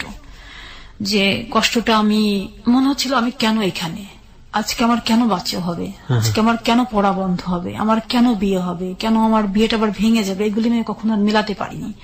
এইসব অনুভূতিগুলো ভিতরে ভিতরে খুব কষ্ট দিচ্ছিল। দাদির সাথে ছোট ছোট গল্প করতেছিলাম। আমি বলছিলাম, দাদি আমার বাচ্চা মনে হয় 1 মাস পরে হবে, আমার মনে হয় ভুল আছে আমার হিসাবে, চলো বাড়িতে চলে যাই, আমার ভালো লাগছে না এগুলো, তুমি সেলাইনটা বের করে ফেলো। তুই ওয়েট কর না, ওয়েট কর। আমি তখন বললাম আমি আর শুয়ে থাকতে পারবো না, একটা নার্সকে ডাক দাও, যেহেতু আমাদের ক্লিনিক, আমাদের এটা একটা পাওয়ার আছে, একটা নার্সকে ডাক দাও, ওই স্যালাইনের এটা নিয়ে ঘুরবে আমার পিছন পিছন, আমি একটু হাঁটবো। আচ্ছা আচ্ছা, আমি আর শুয়ে থাকতে পারছি না, আমি বেডে আর শোবো না, আমি আজকে 2 দিন বেডে শোয়া, আমার খুব কষ্ট হচ্ছে বেডে শুতে। তখন একটা নার্স আসলো, আসার পরে ওটা নিয়ে আমি বিভিন্ন রোগীদের দেখে বেড়াতে লাগলাম। আর বাচ্চা যাদের হয়েছে, বাচ্চা যাদের হবে, এরকম রোগী অনেক আছে। আমি তখনও হাজবেন্ডের কোনো খোঁজ খবর নেই? না, খোঁজ খবর নেই। আচ্ছা। তারপর আমি দেখতে দেখতে আমার মেডিসিন যেগুলো মানে আরো পাওয়ারফুল মেডিসিন, যাতে সিজার করে যাতে না লাগে, চাচি এই ব্যবস্থাই করেছেন আর কি। যেহেতু বয়স্ক হাজবেন্ড, চাচিমা এগুলো সব বুঝে, সে আমার মাকে বলছে যে বয়স্ক হাজবেন্ড যদি সিজার করা হয় হয়তো নাও মানতে পারে। হ্যাঁ, আর সিজার করলে তো একটা সমস্যা থেকে যায়, সেলাইয়ের একটা সমস্যা থেকে যায়, অনেক কাজের একটা সমস্যা থাকে। বললাম আমি নর্মাল যতক্ষণ হবে না ততক্ষণ আমি ডেলিভারি করব, কিন্তু আমার সেপ্টেম্বরের 13 তারিখে আমার আসলে ডেট ছিল বাচ্চা ডেলিভারি হবার। এটা 12 তারিখের ঘটনা। কি পরিমাণ ভয়াবহ রূঢ় আইএমএ জাহিলিয়া যুগে আমরা বসবাস করি। একটা মেয়ে বাঁচবে কিনা সেটার কোনো খোঁজ খবর নেই, ওই মেয়েটার ডেলিভারি কিভাবে হবে এবং হাজবেন্ড সেটা মানবে কিনা সেটা নিয়ে চিন্তা ভাবনা। এবং সেই যে হাজবেন্ড 7 মাসের পরে শুধু চোখের সমস্যার কারণে বাবা বাড়ি পাঠিয়ে দিয়েছে এবং একবারের জন্য খোঁজ খবরও নেয়নি, তার বাচ্চাটারও খোঁজ খবর নেয়নি, এবং সে হাজবেন্ডের জন্য চিন্তা করছে এই মেয়েটার, যে মেয়েটা ডেলিভারি হতে গিয়ে মারা পর্যন্ত যেতে পারে।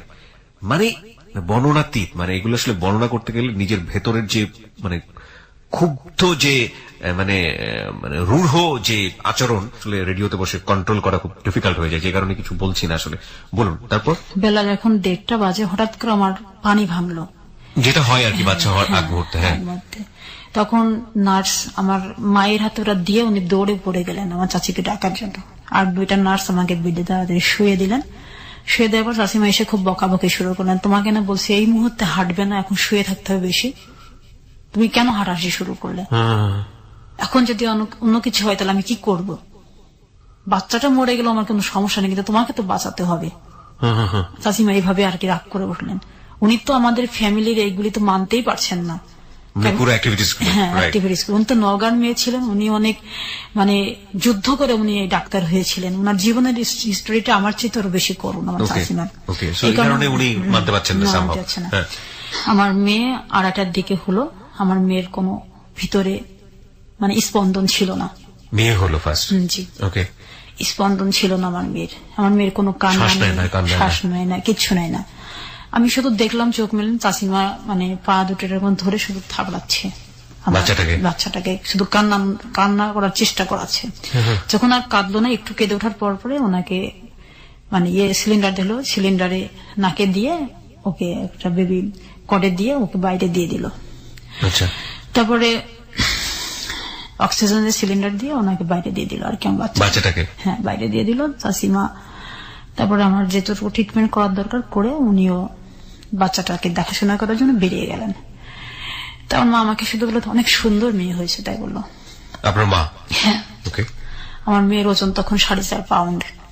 আচ্ছা। 4.5 পাউন্ডের একটা মেয়ে আমি আমার শরীর থেকে বের করলাম। এই অনুভূতিটা অনেক, এটা ইট কান্ট বি এক্সপ্লেইন। এটা আসলে মা হওয়ার অনুভূতিটা আসলে এক্সপ্লেইন করা যায় না।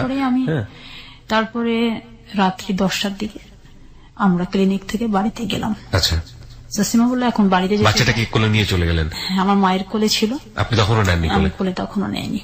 তারপর বাড়িতে গেলাম। বাড়িতে যাবার পরে আমার বোন, বড় বোন, আমার বড় দুলা ভাই সবাই আসলো আমাদের বাড়িতে। আসার পরে বাড়িতে ভালো একটা আনন্দ, অনেকদিন ছোট বাচ্চা বাড়িতে নেই। আমার বাচ্চাটাই ফার্স্ট ওই মুহূর্তে। আমার মেয়ের নাম আমি নিজেই রাখলাম ফাতেমাতুজ জোহরা তন্নি। আমার মেয়ের নাম ফাতেমাতুজ জোহরা তন্নি। ওকে, জি রাখলাম। পরের দিন সকালে আমার বড় চাচার মেজো ছেলে আর কি, আমার মেজো ভাই, উনি ফ্যামিলির মানে সমস্ত কিছু কাজগুলোর মধ্যে উনি বেশি ইনভলভ থাকতেন। আচ্ছা। ওনার হাতে মাছ মিষ্টি এগুলো দিয়ে আমার শ্বশুর বাড়িতে পাঠালেন খবর দিয়ে যে মেয়ে হয়েছে, খবর নিয়ে তুমি যাও। আমার বাবা আমাকে পাঠালো। মেজো ভাই গেলেন আমার শাশুড়ির কাছে। আমার শাশুড়ি বললো আমার ছেলে নেই, আমি কিভাবে দেখতে যাব, এখান থেকে কেউ দেখতে যাবে না। আচ্ছা। এই বলে পরের দিনই ওই সকালে গেছেন ভাইয়া, সন্ধ্যার সময় ভাইয়া ফিরে এসছেন। ফিরে আসার পরে এই কথা বললেন। সবাই বিমর্ষ। সেপ্টেম্বরের 12 তারিখে তো মেয়ে হলো। অক্টোবর মাসের 10 তারিখ 9 তারিখে আমি আর আমার বাবা, ডাক্তার বলেছিলেন যে হারুন সাহেব যে আপনার যে নাতিটা হবে তাকে আপনি টেস্ট করাবেন, হবার পরপরই, যেন দেরি করবেন না। ঢাকাতে আসার দরকার নেই, আমার ছাত্র জালাল আহমেদ খুলনাতে বসে, ওখানে আপনি দেখাবেন। আমি 9 তারিখে বাবার সাথে করে ট্রেনে করে চলে গেলাম, যেহেতু ডেলিভারি রোগী বাস। মেয়েটাকে কি দেখাবে, মানে মেয়েটাকে টেস্ট করবে? মেয়ের চোখে কোনো সমস্যা আছে কিনা। ডাক্তার জালাল সাহেবকে দেখালাম। দেখানোর পরে পরের দিন আমি সকালে ট্রেন ধরে চলে আসলাম বাড়িতে। আসার পরে 10টার সময় বাড়িতে এসে পৌঁছালাম। রূপসা ট্রেনে আসলাম খুলনা থেকে আলমডাঙ্গা। আমাদের তো 2 ঘন্টা লাগে ওখান থেকে আসতে। আমি ড্রেস শেষ মানে খুলে আমি হাত মুখ ধুয়ে বাচ্চাটাকে দুধ খাওয়ানোর জন্য বারান্দাতে বসেছি। এর মাঝখানে পিয়ন চলে এসছে, আমাদের পোস্ট অফিসের পিয়ন। এসে বললো যে একটা রেজিস্টার চিঠি আছে নার্গিসকে, তার নামে একটা চিঠি, তাকে সিগনেচার করে নিতে হবে।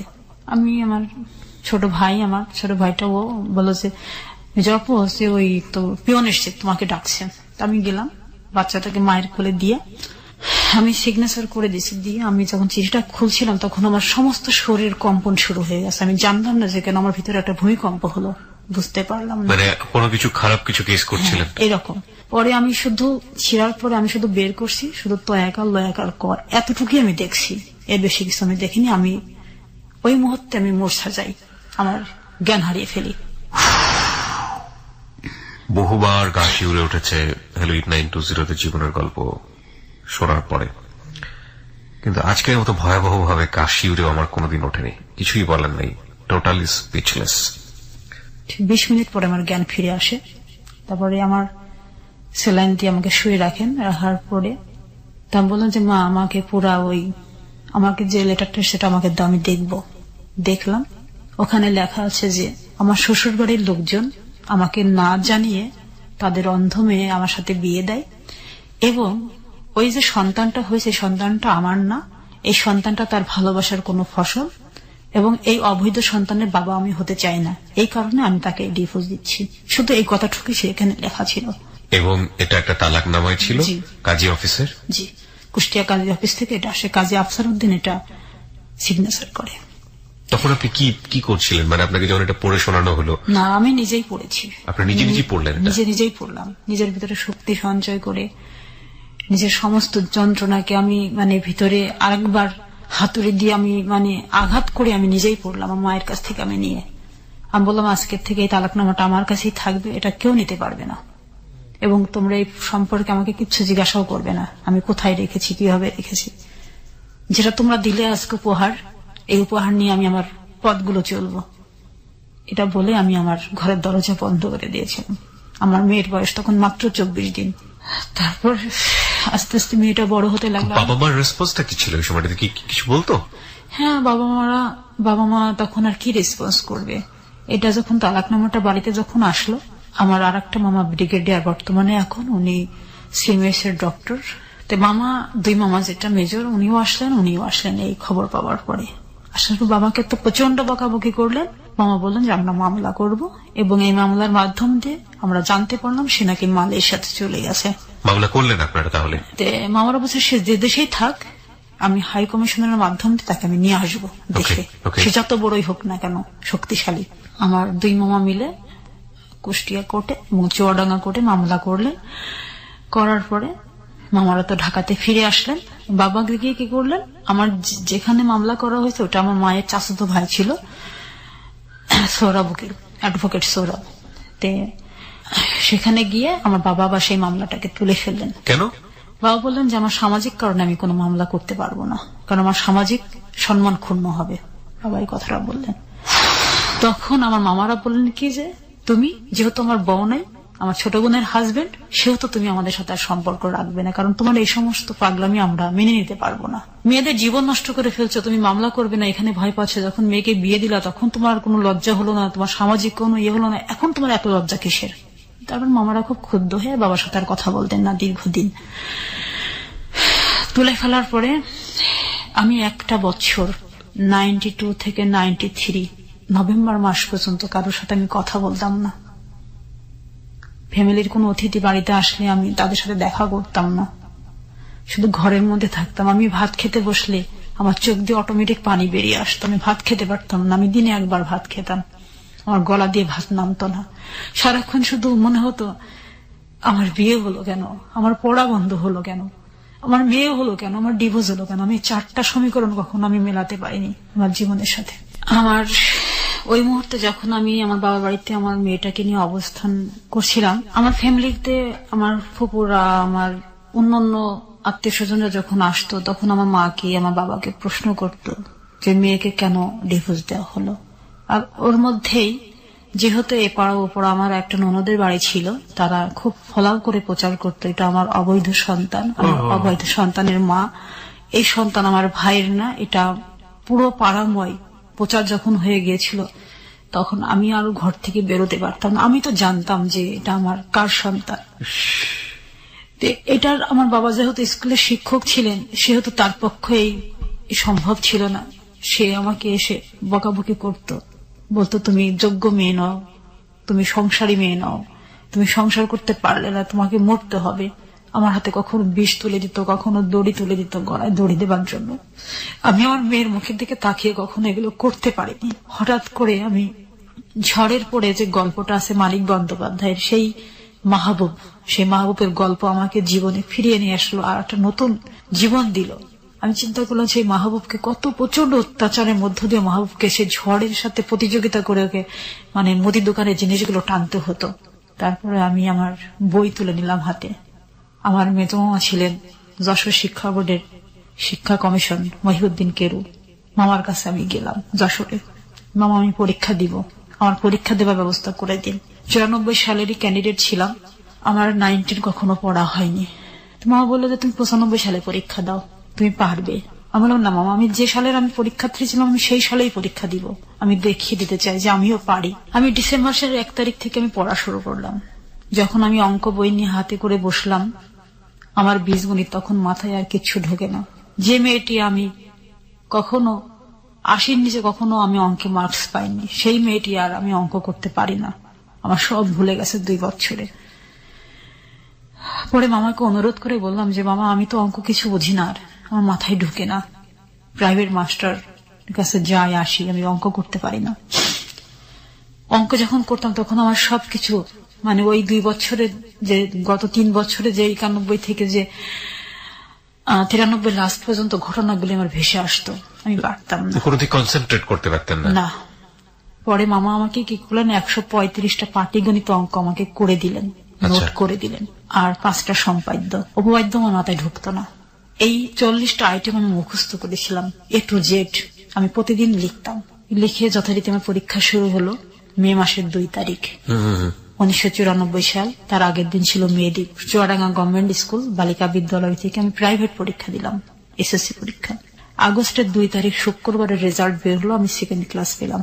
This is really amazing যে প্রত্যেকটা ডেট আপনি সবকিছু মনে রেখেছেন কিভাবে। This is very interesting. Okay. তারপরে আমার মার্কশিট আসলো, মার্কশিট আমি দেখলাম, অঙ্কে আমি 35 পেয়েছি, ইংরেজিতে 66 করে মার্কস পেয়েছি, 70 মার্কের অ্যান্সার দিয়ে ইংরেজিতে ভালো করেছি। সব সাবজেক্টে আমার ছিল, আমার মোট মার্কস হয়েছিল 570। 30 মার্কের জন্য আমি ফার্স্ট ডিভিশন পাননি। আপনার মেয়ের বয়স তখন কত? আমার মেয়ের বয়স তখন মাত্র 2 বছর। কলেজে আমি ভর্তি হলাম, আলমডাঙ্গা ডিগ্রি কলেজ, আচ্ছা। মানবিক বিভাগে। আমি একটা বছর খুব ভালোভাবে আমার কলেজের জীবনটাতে আমি এনজয় করলাম, পড়াশোনা করছি খুব ভালোভাবে, যে আমি আমার ওইটা আমি পুষিয়ে নিব, আমি এবার স্টার মার্কস পেয়ে আমি উত্তীর্ণ হতে তো চাই। এই সময়টাতে পরিবার থেকে বাধা আসতো না? কারণ ওই যে বাবা তো আপনাকে বৃত্তি পরীক্ষা দিতে দিত না। না, ওই সময় মামারা খুব গালাগালিজ করার পরে চাচাদের উদ্দীপনে আমি আবার পড়াশোনা শুরু করি। আচ্ছা, তখন বাবা মেনে নিতে বাধ্য হয়। আচ্ছা। তারপরে আমার মেয়েটাকে আমার বাবা মা খুব যত্নে পালন করতে লাগলো, যেহেতু তাদের প্রথম নাতি, তারা খুব ভালোবাসতো আমার মেয়েকে, আমার মেয়েকে কোনোদিন কষ্ট দেয়নি। ওকে। আমি যখন কলেজে ভর্তি হলাম, হওয়ার পরে কলেজে যখন পড়াশোনা করি, এই কলেজে পড়াকালীন আমি একটু খেলাধুলা মনা এবং সাংস্কৃতিক মনা ছিলাম।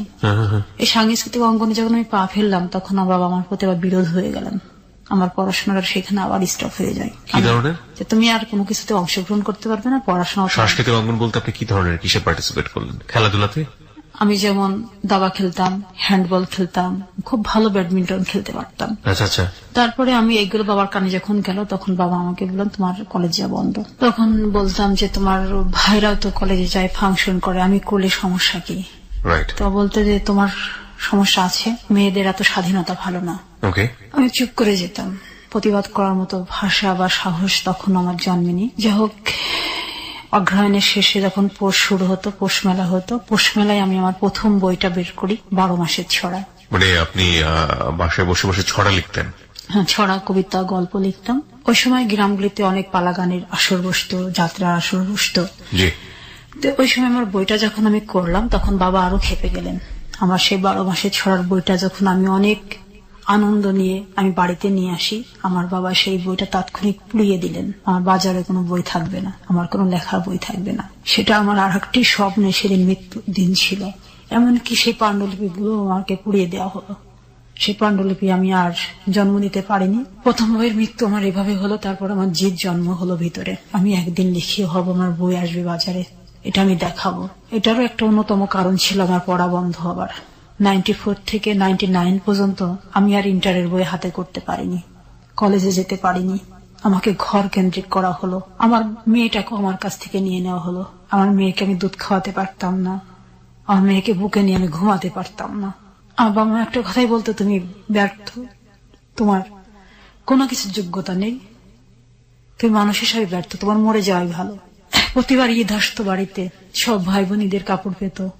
আমার স্বামী ছিল না বিধে আমি কোনোদিন নতুন ঈদের কাপড় পাইনি। দীর্ঘ 5 বছর আমি কাটিয়েছি পুরানো জামা পরে। আমার বাবার সামর্থ্য ছিল, সব ছিল, তারপর আমাকে দেওয়া হয়নি। শুধু আমি সংসার করতে পারিনি এই জন্য, শুধু আমি স্বামীকে ধরে রাখতে পারিনি এই জন্য। এটাই ছিল সবচেয়ে বড় অপরাধ আমার। এভাবে যখন 99 পর্যন্ত আমার জীবন থেকে চলে গেল 5টি বছর, তখন আমি ইচ্ছা করে আমি সাদা থান পড়তাম আমার দাদির কাছ থেকে। আমার সাদা দাদির সেই থান নিয়ে আমি 5 বছর থান পরে আমি কাটিয়েছি। এটা পড়ার আর একটা কারণ ছিল, আমার ছোট বোন যেটা ইমিডিয়েটলি ছিল সেটা ঝিনেদায় বিয়ে হয়েছে। ওই বোনটার বিয়ের দিন আমার বাবা আমাকে ডেকে বলেছিল, তুমি বিয়ের কোনো জিনিস ধরবে না, আমার মেয়ের জীবনটা নষ্ট হয়ে যাবে। সেটা আমি খুব কষ্ট পেয়ে আমি বাড়ির ঝাড়ের নিচে, আমাদের বাড়িতে একটা বাঁশের বাগান ছিল, বাগানে গিয়ে আমি বসেছিলাম, প্রচুর কেঁদেছিলাম। সেদিনকে থেকে আমি রঙিন কাপড় পরে পড়া বন্ধ করে দিয়েছিলাম। এটা 1995 সালের 29শে মে। তারপরে থেকে আমি আর কোনোদিন 99 সাল পর্যন্ত আমি রঙিন কাপড় পরিনি।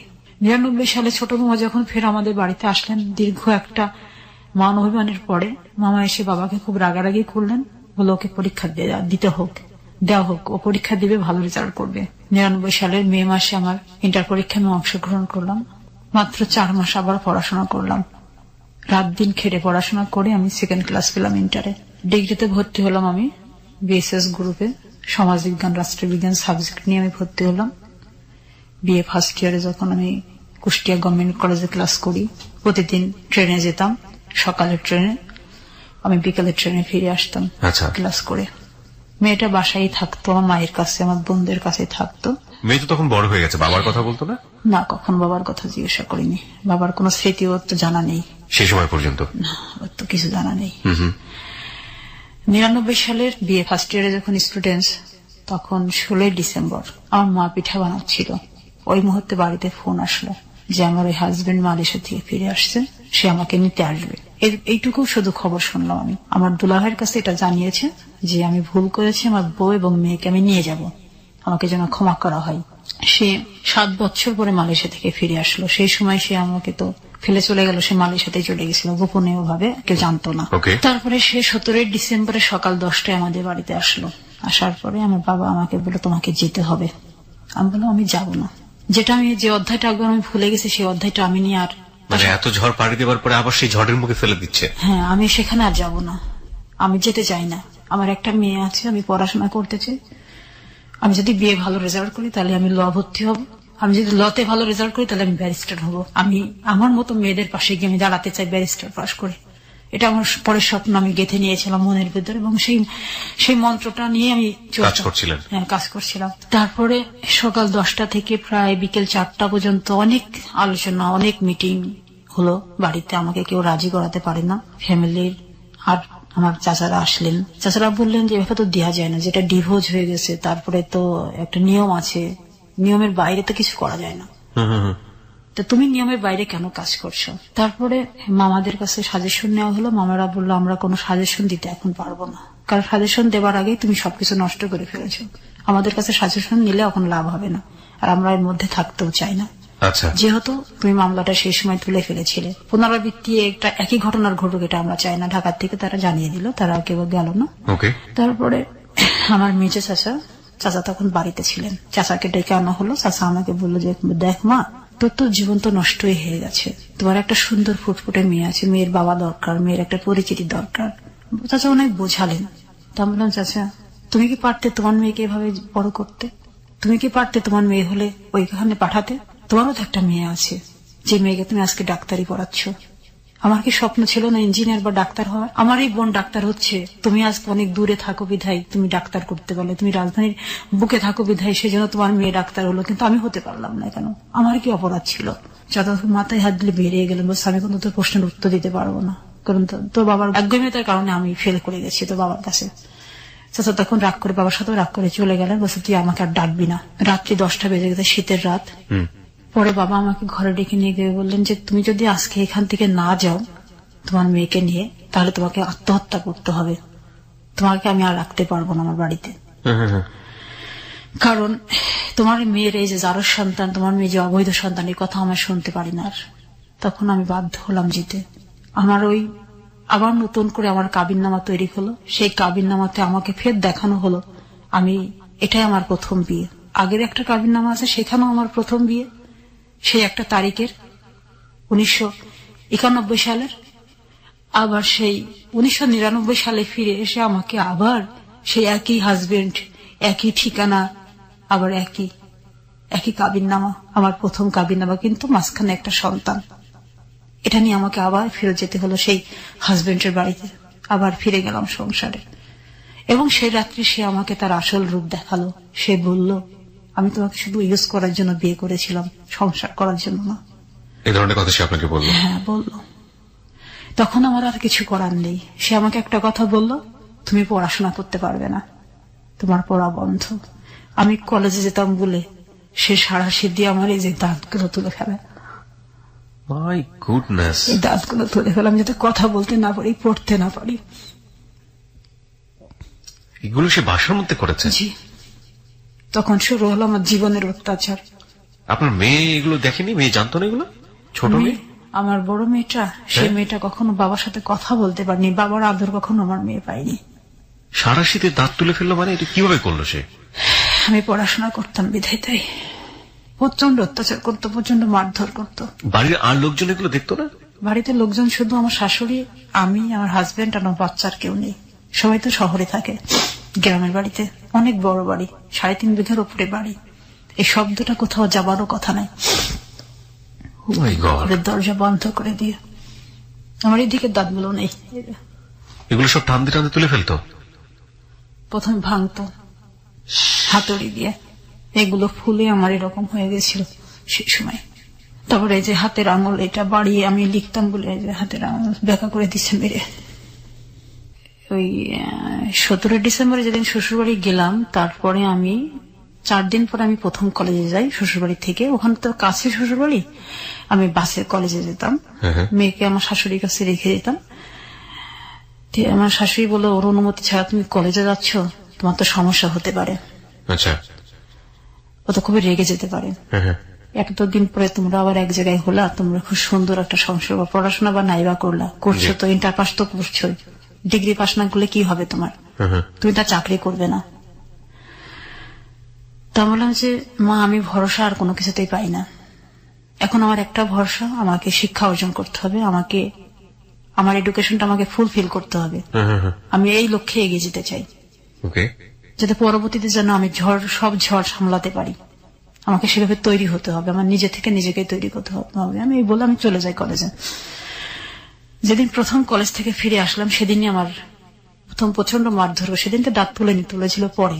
আচ্ছা, প্রচন্ড মারধর করেছিল, আমার বই ছিঁড়ে ফেলেছিল, যে বইগুলি আমি আমার কলেজে যে বইগুলো আমি নিয়ে এসেছিলাম, এটা আগুন দিয়ে পুড়িয়ে ফেলে। পুড়িয়ে ফেলার পরে আমি ফের নতুন করে কিনি। এখন কেনার টাকা তো সে আমাকে দিবে না। আমার বাবার বাড়ি থেকে আমাকে 5 ভরি গহনা দেওয়া হয়েছিল, আর শ্বশুর বাড়ি থেকে 10 ভরি স্বর্ণ দিয়েছিল। এখান থেকে আমি আমার মামা যে কানের দুল দিয়েছিলেন একটা পাশা, সেটা আমি বিক্রি করেছিলাম। আচ্ছা, বিক্রি করে আমি বই কিনেছিলাম ফের কলেজের। আচ্ছা আচ্ছা, এই পুড়িয়ে দেওয়া বই। আচ্ছা, আমার কলেজের সব বইগুলো আমি ফের নতুন করে ফের কিনি, যেহেতু আমার একটা বছর পরে আমি পরীক্ষা দিব। আচ্ছা, ডিসেম্বর, জানুয়ারি, ফেব্রুয়ারি, মার্চ, এপ্রিল, মে, জুন, যখন আমি পড়াই বন্ধ করলাম না, তখন সে কি করলো, আমাকে দ্বিতীয়বার কনসেপ্ট করালো। আমি যে পিল খেতাম, তার সাথে যাওয়ার পরে সেই পিলের পাতা সে ফেলে দিত। আমার পিলের পাতা কোনোদিন আমি ফুলফিল করতে পারতাম না। আচ্ছা আচ্ছা, মানে আপনার পড়াশোনা বন্ধ করার জন্য দ্বিতীয়বার কনসেপ্ট করালো জুন মাসে। আচ্ছা, আমি কনসেপ্ট করলাম। কনসেপ্ট করার পরেও আমি পড়াশোনা করতাম নিয়মিত, ঘরে বসে বই পড়তাম। সে তো সারাক্ষণ বাইরে থাকতো, বাইরে ড্রিঙ্কস করে বেড়াতো, পাখি মেরে বেড়াতো, বিভিন্ন মেয়েদের সাথে ফুর্তি করে বেড়াতো। তার জীবনের ইতিহাসগুলো এগুলি ছিল, খুব ডেঞ্জারাস টাইপের ছিল তো, এবং তাকে দেখে সবাই ভয় পেত। আর আমার যে মেয়েটা আমি সাথে করে নিয়ে গেলাম, আমার বড় মেয়ে, ও যখন ওখানে দিন যাপন করতো আমার সাথে, ও বাবাকে দেখে খুব ভয় পেত, বাবার সামনে কখনো যেত না, কথাও বলতো না, আর ওকে কখনো বাবা আদরও করেনি। ওকে ও তখন বাবার আদর কি জিনিস জানতো না, বাবা বলে ডাকতো না, ভয় পেত। ও দাদির কাছে বেশি থাকতো, দাদি ওকে খুব ভালোবাসতো, ফুবুরা ভালোবাসতো। তো এভাবে আমাদের মামের দিন যাচ্ছিল। ও বাবা যখন থাকতো না, তখন ও আমার কাছে আসতো, এবং বাকিটার সময় কাজের মেয়ে এবং দাদি এদের সাথেই সময় কাটাতো। আর আমার এইভাবে আমার প্রতি অত্যাচার চলতো। দ্বিতীয় কনসেপ্ট হওয়ার পরে আমি ওই বেবিটা আমার ভিতরে বাড়তে থাকে আস্তে আস্তে। জুন থেকে এটা মার্চ, প্রায় 8 মাসের কাছাকাছি যখন আমার গর্ভে বাচ্চা, তখন আমার বিয়ে পরীক্ষা শুরু হলো মার্চে। বিয়ে ফাইনাল পরীক্ষা। আমি সেই 8 মাসের গর্ভে বাচ্চা নিয়ে আমি পরীক্ষা দিতে যেতাম। আমি পরীক্ষায় অংশগ্রহণ করলাম, বিয়ে পরীক্ষাতে।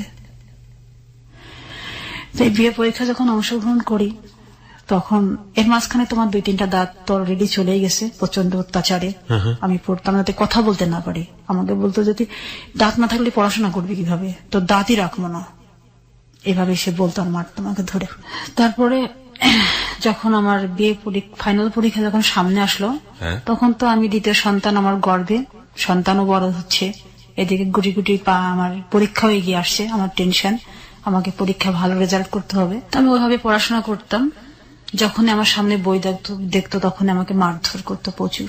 যখন আমি পরীক্ষাতে ফর্ম ফিল আপ করার জন্য আমি রেডি, ওই সময় আমার আগের 2 সার্টিফিকেট, এসএসসি এবং ইন্টারের সার্টিফিকেট ছিঁড়ে ফেলে, ছিঁড়ে টুকরো টুকরো করে ফেলে।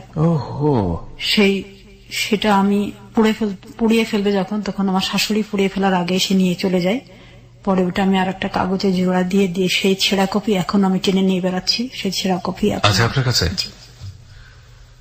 প্রিয় শ্রোতা, আমরা কিছু নিদর্শন উনি নিয়ে এসছেন। মাই গুডনেস, একটু আমার কাছে দিবেন? ওহ গড, প্রত্যেকটা ছেঁড়া, এবং এটা আপনি অবস্থায় জোড়া দিয়ে লেমিনেটিং করেছেন না, নিচে একটা পাতা দিয়ে আপনি আঠা দিয়ে লাগিয়েছেন। এটা মানুষ কতটা অসহায়, আজকের এই জীবনের গল্প না শুনলে আমি ঠিক বুঝতে পারতাম না। ওনার সার্টিফিকেট গুলো আমার 2 হাতে 2টা সার্টিফিকেট। 1994 সালের মাধ্যমিক স্কুল সার্টিফিকেট পরীক্ষায় সমাজ বিজ্ঞান শাখায় দ্বিতীয় বিভাগে উত্তীর্ণ হয়েছে। বাহ, এখানে উনি যশোর বিভাগ থেকে পরীক্ষা দিয়েছেন সেটাও উল্লেখ আছে। এখানেও উনি হায়ার সেকেন্ডারি স্কুল সার্টিফিকেট, এটা ইংলিশে, প্রত্যেকটা টুকরো টুকরো করে ছেঁড়া, এবং উনি নিচে কাগজ দিয়ে আঠা দিয়ে লাগিয়ে পরবর্তীতে লেমিনেটিং করেছেন। বলুন তারপরে আমি পরীক্ষাতে অংশগ্রহণ করবই, আমার এটা প্রতিজ্ঞা, দৃঢ় প্রতিজ্ঞা। পরীক্ষা অংশগ্রহণ করলাম, ইংলিশ বাংলা পরীক্ষা দুটো আমি খুব ভালো দিলাম। Degree final? জি, ডিগ্রি ফাইনাল। ওকে। আমার মেয়ে আমার গর্বে, ছোট মেয়ে, 8 মাস তখন চলে, আর 1 মাস পরে আমার ডেলিভারি। পরীক্ষা শেষ করতে পারবো কিনা জানি না, যেহেতু তো লং টাইমে পরীক্ষাটা। তাওয়াক্কাল তো আল্লাহ, আপনি দিয়ে যাচ্ছেন? হ্যাঁ, দিয়ে যাচ্ছি। ওকে। আমার সমাজবিজ্ঞান যখন ফার্স্ট পার্ট পরীক্ষা দেওয়া হয়ে গেল, সেকেন্ড পার্ট পরীক্ষার সামনে 7 দিন পরে আমি সমাজবিজ্ঞানের সেকেন্ড পার্ট বই নিয়ে আমি ঘরে বসে পড়ছিলাম। রাত্রি তখন 10টা বাজে।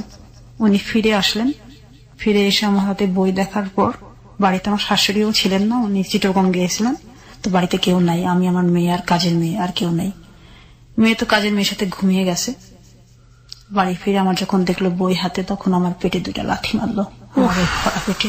আমি খাট থেকে পড়ে গেলাম, আমার মুখে ঘুষি মারলো, নাক দিয়ে রক্ত বেরিয়ে গেল। সে বেরিয়ে ঘরে তালা মেরে, গেটে তালা মেরে সে ওই রাতে বেরিয়ে যায় বাড়ির থেকে। কোথায় যায় এটা জানি না। আমি ভোর পর্যন্ত ভেবে পড়েছিলাম। আমার মেয়ে আর কাজের মেয়েটা শুধু শব্দ শুনেছিল। ও পাশের ঘরের থেকে ওরা 2 জন আসে। আসার পরে আমাকে ওই অবস্থায় দেখে, রক্ত বেরোনো দেখে ও ভয় পেয়ে যায়, কান্নাকাটি করতে থাকে।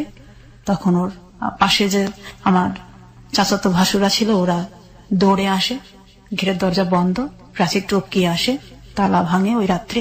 তালা ভেঙে তারপরে আমাকে ডাক্তারখানায় নিয়ে যায়। আমি অ্যাডমিট হই। 4 দিন আমি হাঁটতে পারতাম না আমার পেটে লাথি মারার কারণে। পরে তহমিনা যে আমাদের ফ্যামিলির ডাক্তার, সে বলল যে বাচ্চা উল্টে গেছে, ভিতরে বাচ্চা ডিফেক্ট হয়ে গেছে। আমি আমার পরীক্ষা দিতে পারিনি, আমার হাঁটা চলা বন্ধ হয়ে গেল। ডাক্তার বলল যে তুমি পরীক্ষা চাও না জীবন চাও? তা আমি বললাম আমার পরীক্ষাটা খুব ইম্পর্টেন্ট, আমার পরীক্ষাটা আমি দিতে চাই, আমি বেডে শুয়ে হলো পরীক্ষা দিব। তুমি কি পারবে? আমি বললাম আমাকে পারতেই হবে। আমি পরীক্ষার হলে গেলাম। হলে যাবার পরে ওই পরীক্ষাটা তো আমার 7 দিন পরে ছিল, আমি দিয়ে দিলাম। পরীক্ষাটা খুব ভালো আমি দিতে পারিনি।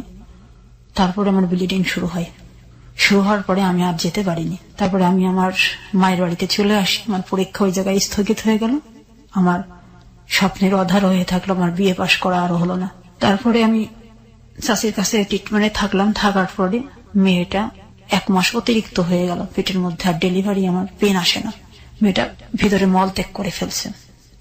যেখানে 9 মাসের বাচ্চা হওয়ার কথা, সেখানে 10 মাস হয়ে গেছে। ও কোন রকম বেঁচে আছে ভিতরে। পরে চাষিমা 7 ঘন্টা, আল্ট্রাসাউন্ড রিপোর্টে ওটা 7 ঘন্টার মধ্যে যদি ডেলিভারি না হয়, মা মেয়ে দুজনাই পৃথিবী ছেড়ে চলে যাওয়ার সম্ভাবনা আছে। এই রিক্সে চাষিমা আমাকে ডেলিভারি করালেন। ডেলিভারি করানোর পরে মেয়েটা হলো আধমরা একটা মেয়ে। সেই মেয়েটা অনেক ট্রিটমেন্টের পর বেঁচে উঠলো, কিন্তু সে বেঁচে থাকাটা এখন আর বেঁচে থাকা নয়। ওই যে লাথি মারার কারণে ওর জীবনে ওর ডিফেক্ট নিয়ে যে শিশুটা খুব সুন্দরভাবে পৃথিবীতে আসতো, তার সুন্দর জীবনটা ব্যাহত হলো। আমি আবার 26 দিনের মেয়ে নিয়ে আমি আমার শ্বশুর বাড়িতে ফিরে গেলাম, যেহেতু মেয়ের স্কুল আছে। সুস্থ হয়ে ফিরে গেলাম। এই ছোট মেয়েটা, বড় মেয়েটা, এই নিয়ে আমি সংসার করি, সংসারে আছি। বইগুলো প্রতিদিন হাত দিতাম আর কাঁদতাম যে আমার এত যন্ত্রণার পড়াশোনা, সেই পড়াশোনাটা আমি আজকে পড়তে পারলাম না। তারপরে আমার মেয়ের বয়স তখন 13 মাস, ছোট মেয়ে, তখন ফির সে আমাকে কনসেপ্ট করালো। আবার? জি, তোমাকে কনসেপ্ট করতেই হবে। আবার আমার সন্তান আসলো, ছেলে পেটে আসলো। ছেলে পেটে আসার পরে আমি অসুস্থ হয়ে গেলাম। আমি বিছানাতে, আমি আর উঠতে পারতাম না। দিদি প্রচন্ড মারধর করতো। আমার বড় মেয়েটা এতটাই তার কাছে চক্ষুশূল ছিল। 7 বছরে তো 8 বছরের মেয়েরা তো কান ফোড়ায়। আমার বড় মেয়েটা যখন কান ফোড়ালো শখ করে ছোট ফুপুর কাছ থেকে, সে কানটাকে সে বাড়িয়ে কান দিয়ে রক্তপাত করে দিয়েছিল আমার বড় মেয়ের। ইভেন কি মেয়েটাকেও সে কখনো রেহাই দিত না। তারপর ছেলেটাকে পেটে নিয়ে যখন আমি এভাবে আর পড়াশোনা করতে পারলাম না, আমার শ্বশুর বাড়িতে তখন খুব কষ্ট হতো, যেহেতু ওখানে ডাক্তার, গ্রামের বাড়িতে ডাক্তার অনেক দূরে, আর বাড়িতে কোনো ডাক্তার নেই। সেহেতু চাষিরা আমাকে বললো তুমি বাড়িতে চলে আসো, যে তোমাদের বাড়িতেই ডাক্তার, বাড়িতেই সবকিছু। তো বাড়িতে চলে গেলাম, থাকলাম বাড়িতেই। আমার ছেলেটা হচ্ছে 2003 সালের 7 জুলাই আমার ছেলেটা জন্ম নিল। ছেলেটা খুব সুন্দর জন্ম নিল আর কি, ভালোভাবে, কোনো সমস্যা আমার হয়নি। 12 দিনের ছেলে নিয়ে আমি ঘরে ফিরে গেলাম। জানুয়ারি মাসের 4 তারিখে আমি ছেলে কোলে নিয়ে আমি কাজ করতেছিলাম রান্নাঘরে। তো আমার কাজের মেয়েটাকে দিয়ে বললাম যে কাপড়গুলো একটু ভেজা ভেজা আছে, আমি এগুলোর একটু শুকিয়ে নিয়ে আসি চুলার থেকে। শুধু হিটারে দিয়েও হচ্ছে না, আয়রন করে হচ্ছে না, তো এই বাচ্চাটাকে নিয়ে আমি আসতেছি। তখন রাত্রি 8:30 বাজে। আচ্ছা, আমার মেয়েটার টিচার এসে তখন মেয়েটাকে পড়াচ্ছে, বড় মেয়েটাকে। তারপরে আমার গায়ে আগুন লেগে গেল। আগুন লেগে গেল মানে? চুলার থেকে আগুন লাগলো আমার গায়ে। আচ্ছা, আমার শরীরের অর্ধেক অংশ পুড়ে গেল। পুড়ে যাওয়ার পরে আমি সেন্সলেসে পড়ে থাকলাম। সবাই আসলো, আমাকে ওখান থেকে আগুন থেকে উদ্ধার করলো। শাড়িতে আগুন লেগে গিয়েছিল। লেগে যাওয়ার পরে ওই রাত্রে আমাকে ডাক্তারখানায় অ্যাডমিট করা হলো। আমার হাঁটুর উপর থেকে আমার মাঝার পর্যন্ত আমার সমস্ত পুড়ে একদম ঝলসে গেল। ঝলসে যাওয়ার পরে আমি এই বিছানায় যখন পড়ে গেলাম, বাচ্চা 3টা, ছোট মেয়েটা ওই রকম হাঁটতে পারে না, ছেলেটা মাত্র হয়েছে 7 মাসের সন্তান কোলে। তারপর সে যে কি বিভৎস মানে অবস্থা আর কি। ডাক্তার ড্রেসিং করছে, ব্যান্ডেজ করতেছে, এইভাবে আমার প্রতিদিন একটা একটা করে দিন পার হতো।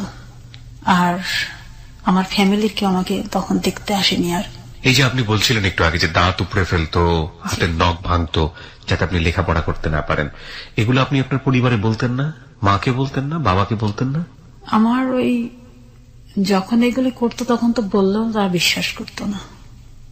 আর আমার ফ্যামিলির লোকজন তখন কম যেত আমাদের বাড়িতে। আর আমার বাচ্চাগুলি হয়ে যাওয়ার পরে যখন আমার অত্যাচারটা যখন বেশি বাড়লো, যখন আমি পুড়ে গেলাম, তখন আমার ফ্যামিলির কারোর মুখ আমি দেখিনি। দাঁতগুলো কি দিয়ে তুলতো উনি? দাঁতগুলো প্লাস দিয়ে তুলতো আর ইয়ে দিয়ে করতো। কিছু লোক আছে উনি ভাঁজ করতে পারেন না, এগুলো কি দিয়ে বাড়ি দিত? এগুলোতে এগুলো মানে বেতের লাঠি দিয়ে বাড়ি দিত, যাতে আপনি লিখতে না পারেন, কলম ধরতে না পারেন। এই যে আঙুল দুটো বাঁকা, এই যে এই কারণে ফেটে গিয়েছিল হাড় এখানে। বলুন, তারপর?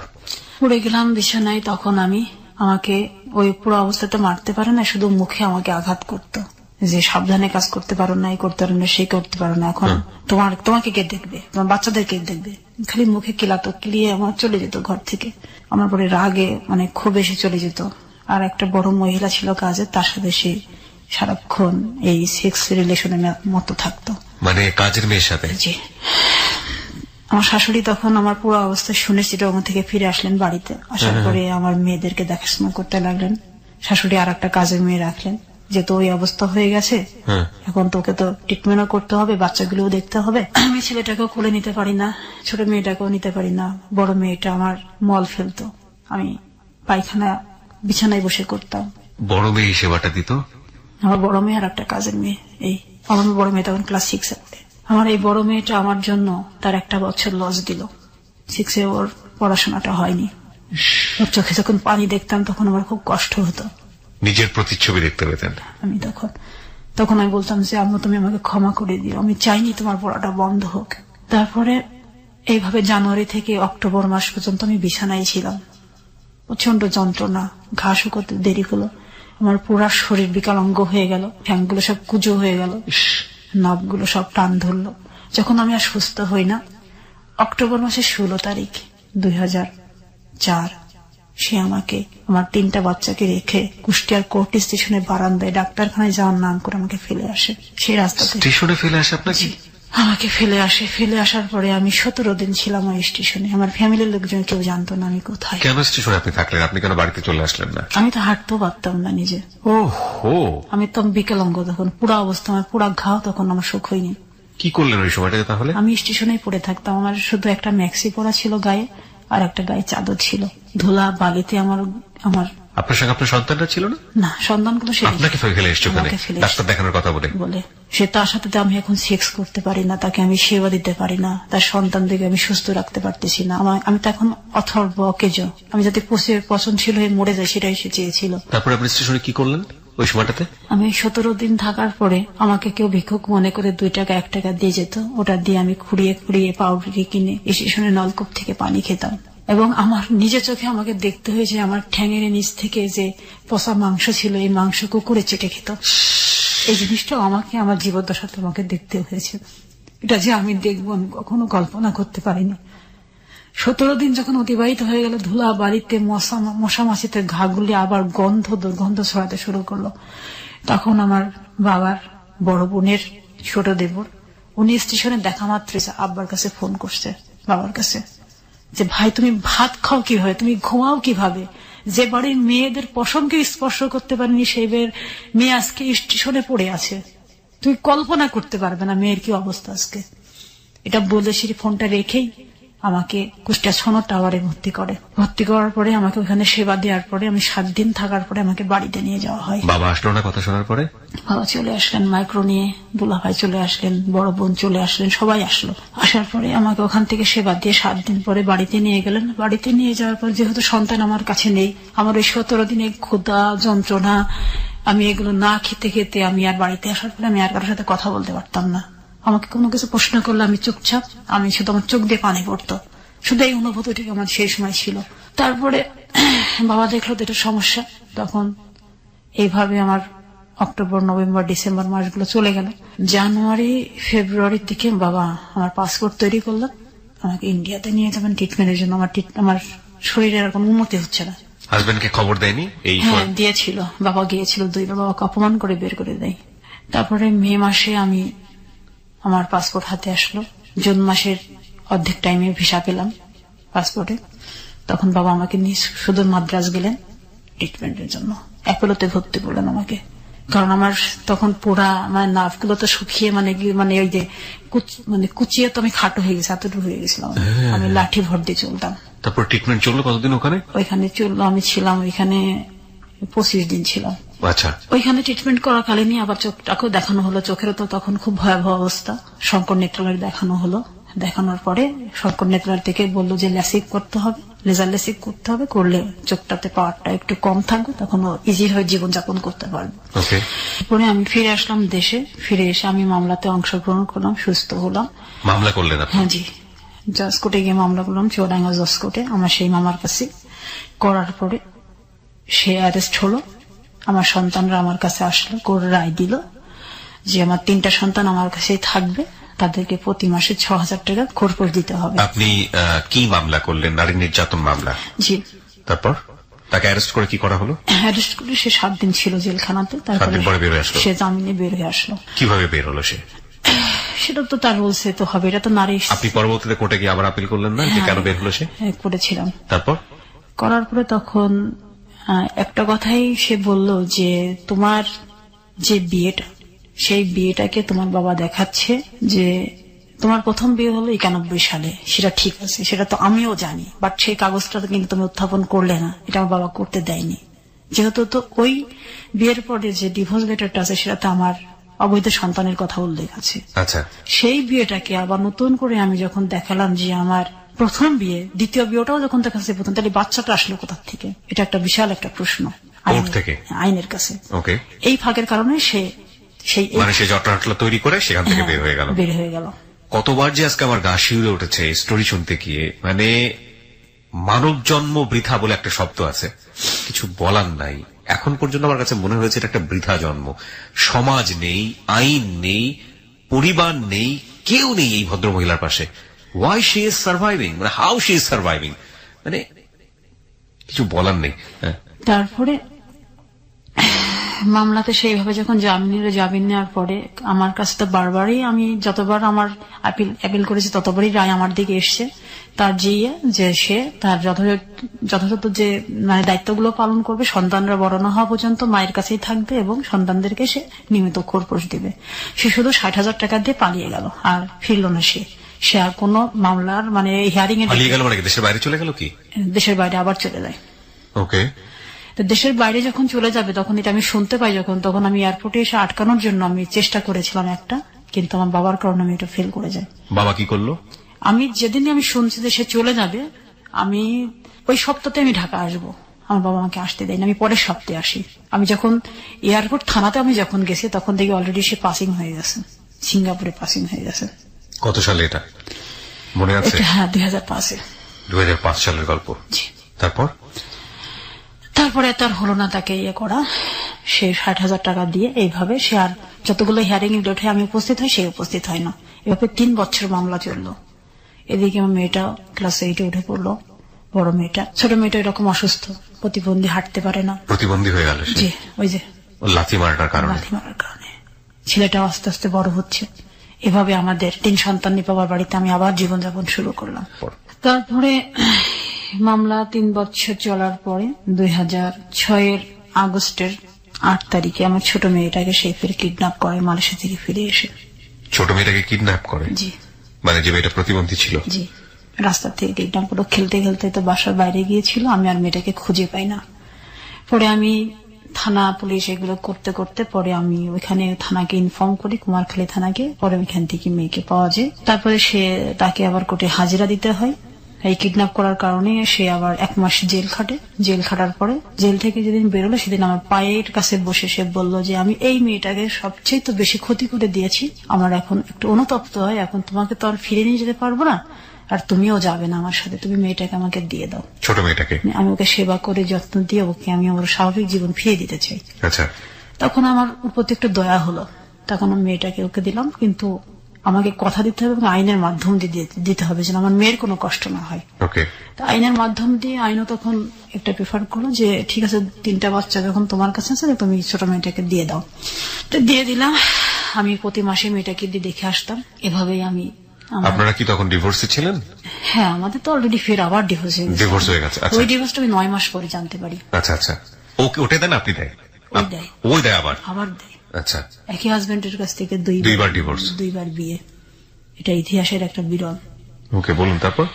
তারপরে বড় মেয়েটার এসএসসি পরীক্ষা শুরু হবে 8 সাল 2008-এ। বড় মেয়েটা হঠাৎ করে বেঁকে বসলো, আমি পরীক্ষা দিব না।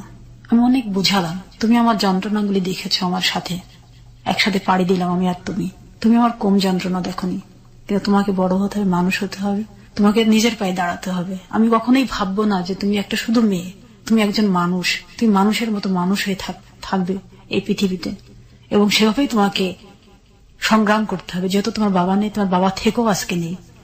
তো কি মানে ও কি করলো? ও তখন বললো যে আমাকে নিজে খুব অসহায় মনে হয় আজকে। আমার মনে হয় কি আমার জন্মটা আসলে না হলেই ভালো হতো, তুমি আমাকে তখন মেরে ফেললে না কেন? আমার মেয়ের একটাই কোশ্চেন ছিল। তারপরে আমার যে টিচারের হাত ধরে আমার লেখালেখিতে আসা সেই আপা খুবই ভালো বোঝাতে পারতেন বাচ্চাদেরকে। সে আমার শিক্ষাগুরু মালিকা বেগম, তার কাছে নিয়ে গেলাম বোঝানোর জন্য। সে ম্যাডামের কথা আমার মেয়ে রাখলো না। 2টা পরীক্ষা দেবার পর আর পরীক্ষা দিল না। ওকে আমি আর পরীক্ষাতে অ্যাটেন্ড করাতে পারলাম না। এই জায়গায় আমি ব্যর্থ হয়ে গেলাম। মানে ও কি ফ্রাস্ট্রেশন থেকে এই জিনিসগুলো করতো? তার মানে ওর পুরো লাইফ জুড়ে এই জিনিসটা ছিল। জি।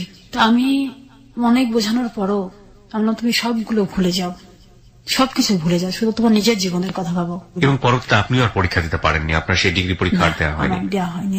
তখন মেয়েটা আমার সাথে খুব খারাপ আচরণ করলো। একদিন আমার এই মেয়ে আমার মুখে একটা চড় দিয়ে দিল।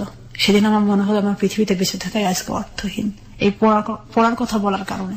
বাবার যে রক্তটা ওর ভিতরে বইছে, এটা ও মেয়ে তাই কি, ওর মধ্যে একটা সেই বাবার তেজস্বী ভাব আমি দেখলাম। তখন আমি ওর উত্তর না করে 1 মাস পরে আমি ওর বিয়ে দিয়ে দিই। আমি বাধ্য হলাম, ওর অনেক কষ্ট নিয়ে আমি কেঁদেছিলাম সেদিন। আমি দিতে চাইনি যে আমার জীবনটা যেটা হয়েছে অন্তত আমার মেয়েদের জীবনে সেটা হোক, আমি চাই না। আমার বাবা মা এটা মেনে নিতে পারিনি। আমার বাবা বলছিল যে আমি অনেক বর্ণিত ঘরে বিয়ে দেব। আমি বলছিলাম আমি কোটিপতি কোনো ঘরে আমি মেয়ে বিয়ে দিতে রাজি না, আর আমি মধ্যবিত্ত ঘরে আমি মেয়ে বিয়ে দিয়েছি। এই জন্য বাবার রাগান্বিত হয়ে আমাকে বাড়ি থেকে বের করে দেয়। পরে মেয়ের হাজবেন্ড আমাকে সহ আমার ছেলেকে সহ বগুড়া ক্যান্টনমেন্টে আমাদেরকে নিয়ে যায়। ওখানে আমাদের আবার জীবনযাপন শুরু হলো নতুন করে মেয়ের বাসায়। আমি বগুড়াতে 6 মাস ছিলাম মেয়ের কাছে। থাকার পরে মেয়ে ফের আর একটা রাব ব্যবহার করলো আমার সাথে। আমি ছেলেটাকে নিয়ে বের হয়ে চলে আসলাম মেয়ের বাসা থেকে।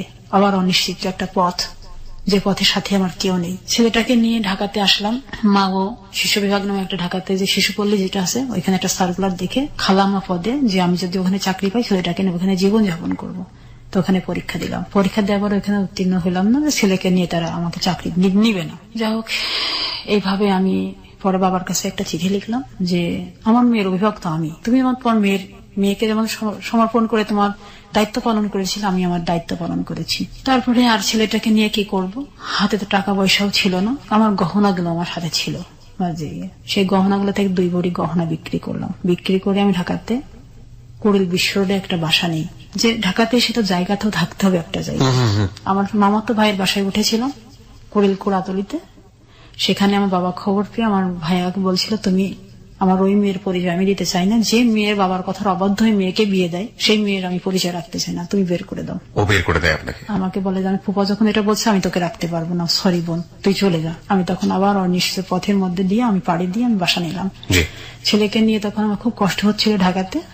তখন মেয়ে আমাকে ফোন করে বললো যে আম্মু তুমি থাকো ঢাকাতে, কিন্তু আমার ভাইকে আমার কাছে দিয়ে দাও, আমি চাই না আমার ভাইয়ের ভবিষ্যৎ নষ্ট হয়ে যাক রাস্তায় থেকে, আমি বাবার কাছে দিয়ে আসবো, যেহেতু বাবার সন্তান, বাবার অনেক সম্পত্তি আছে।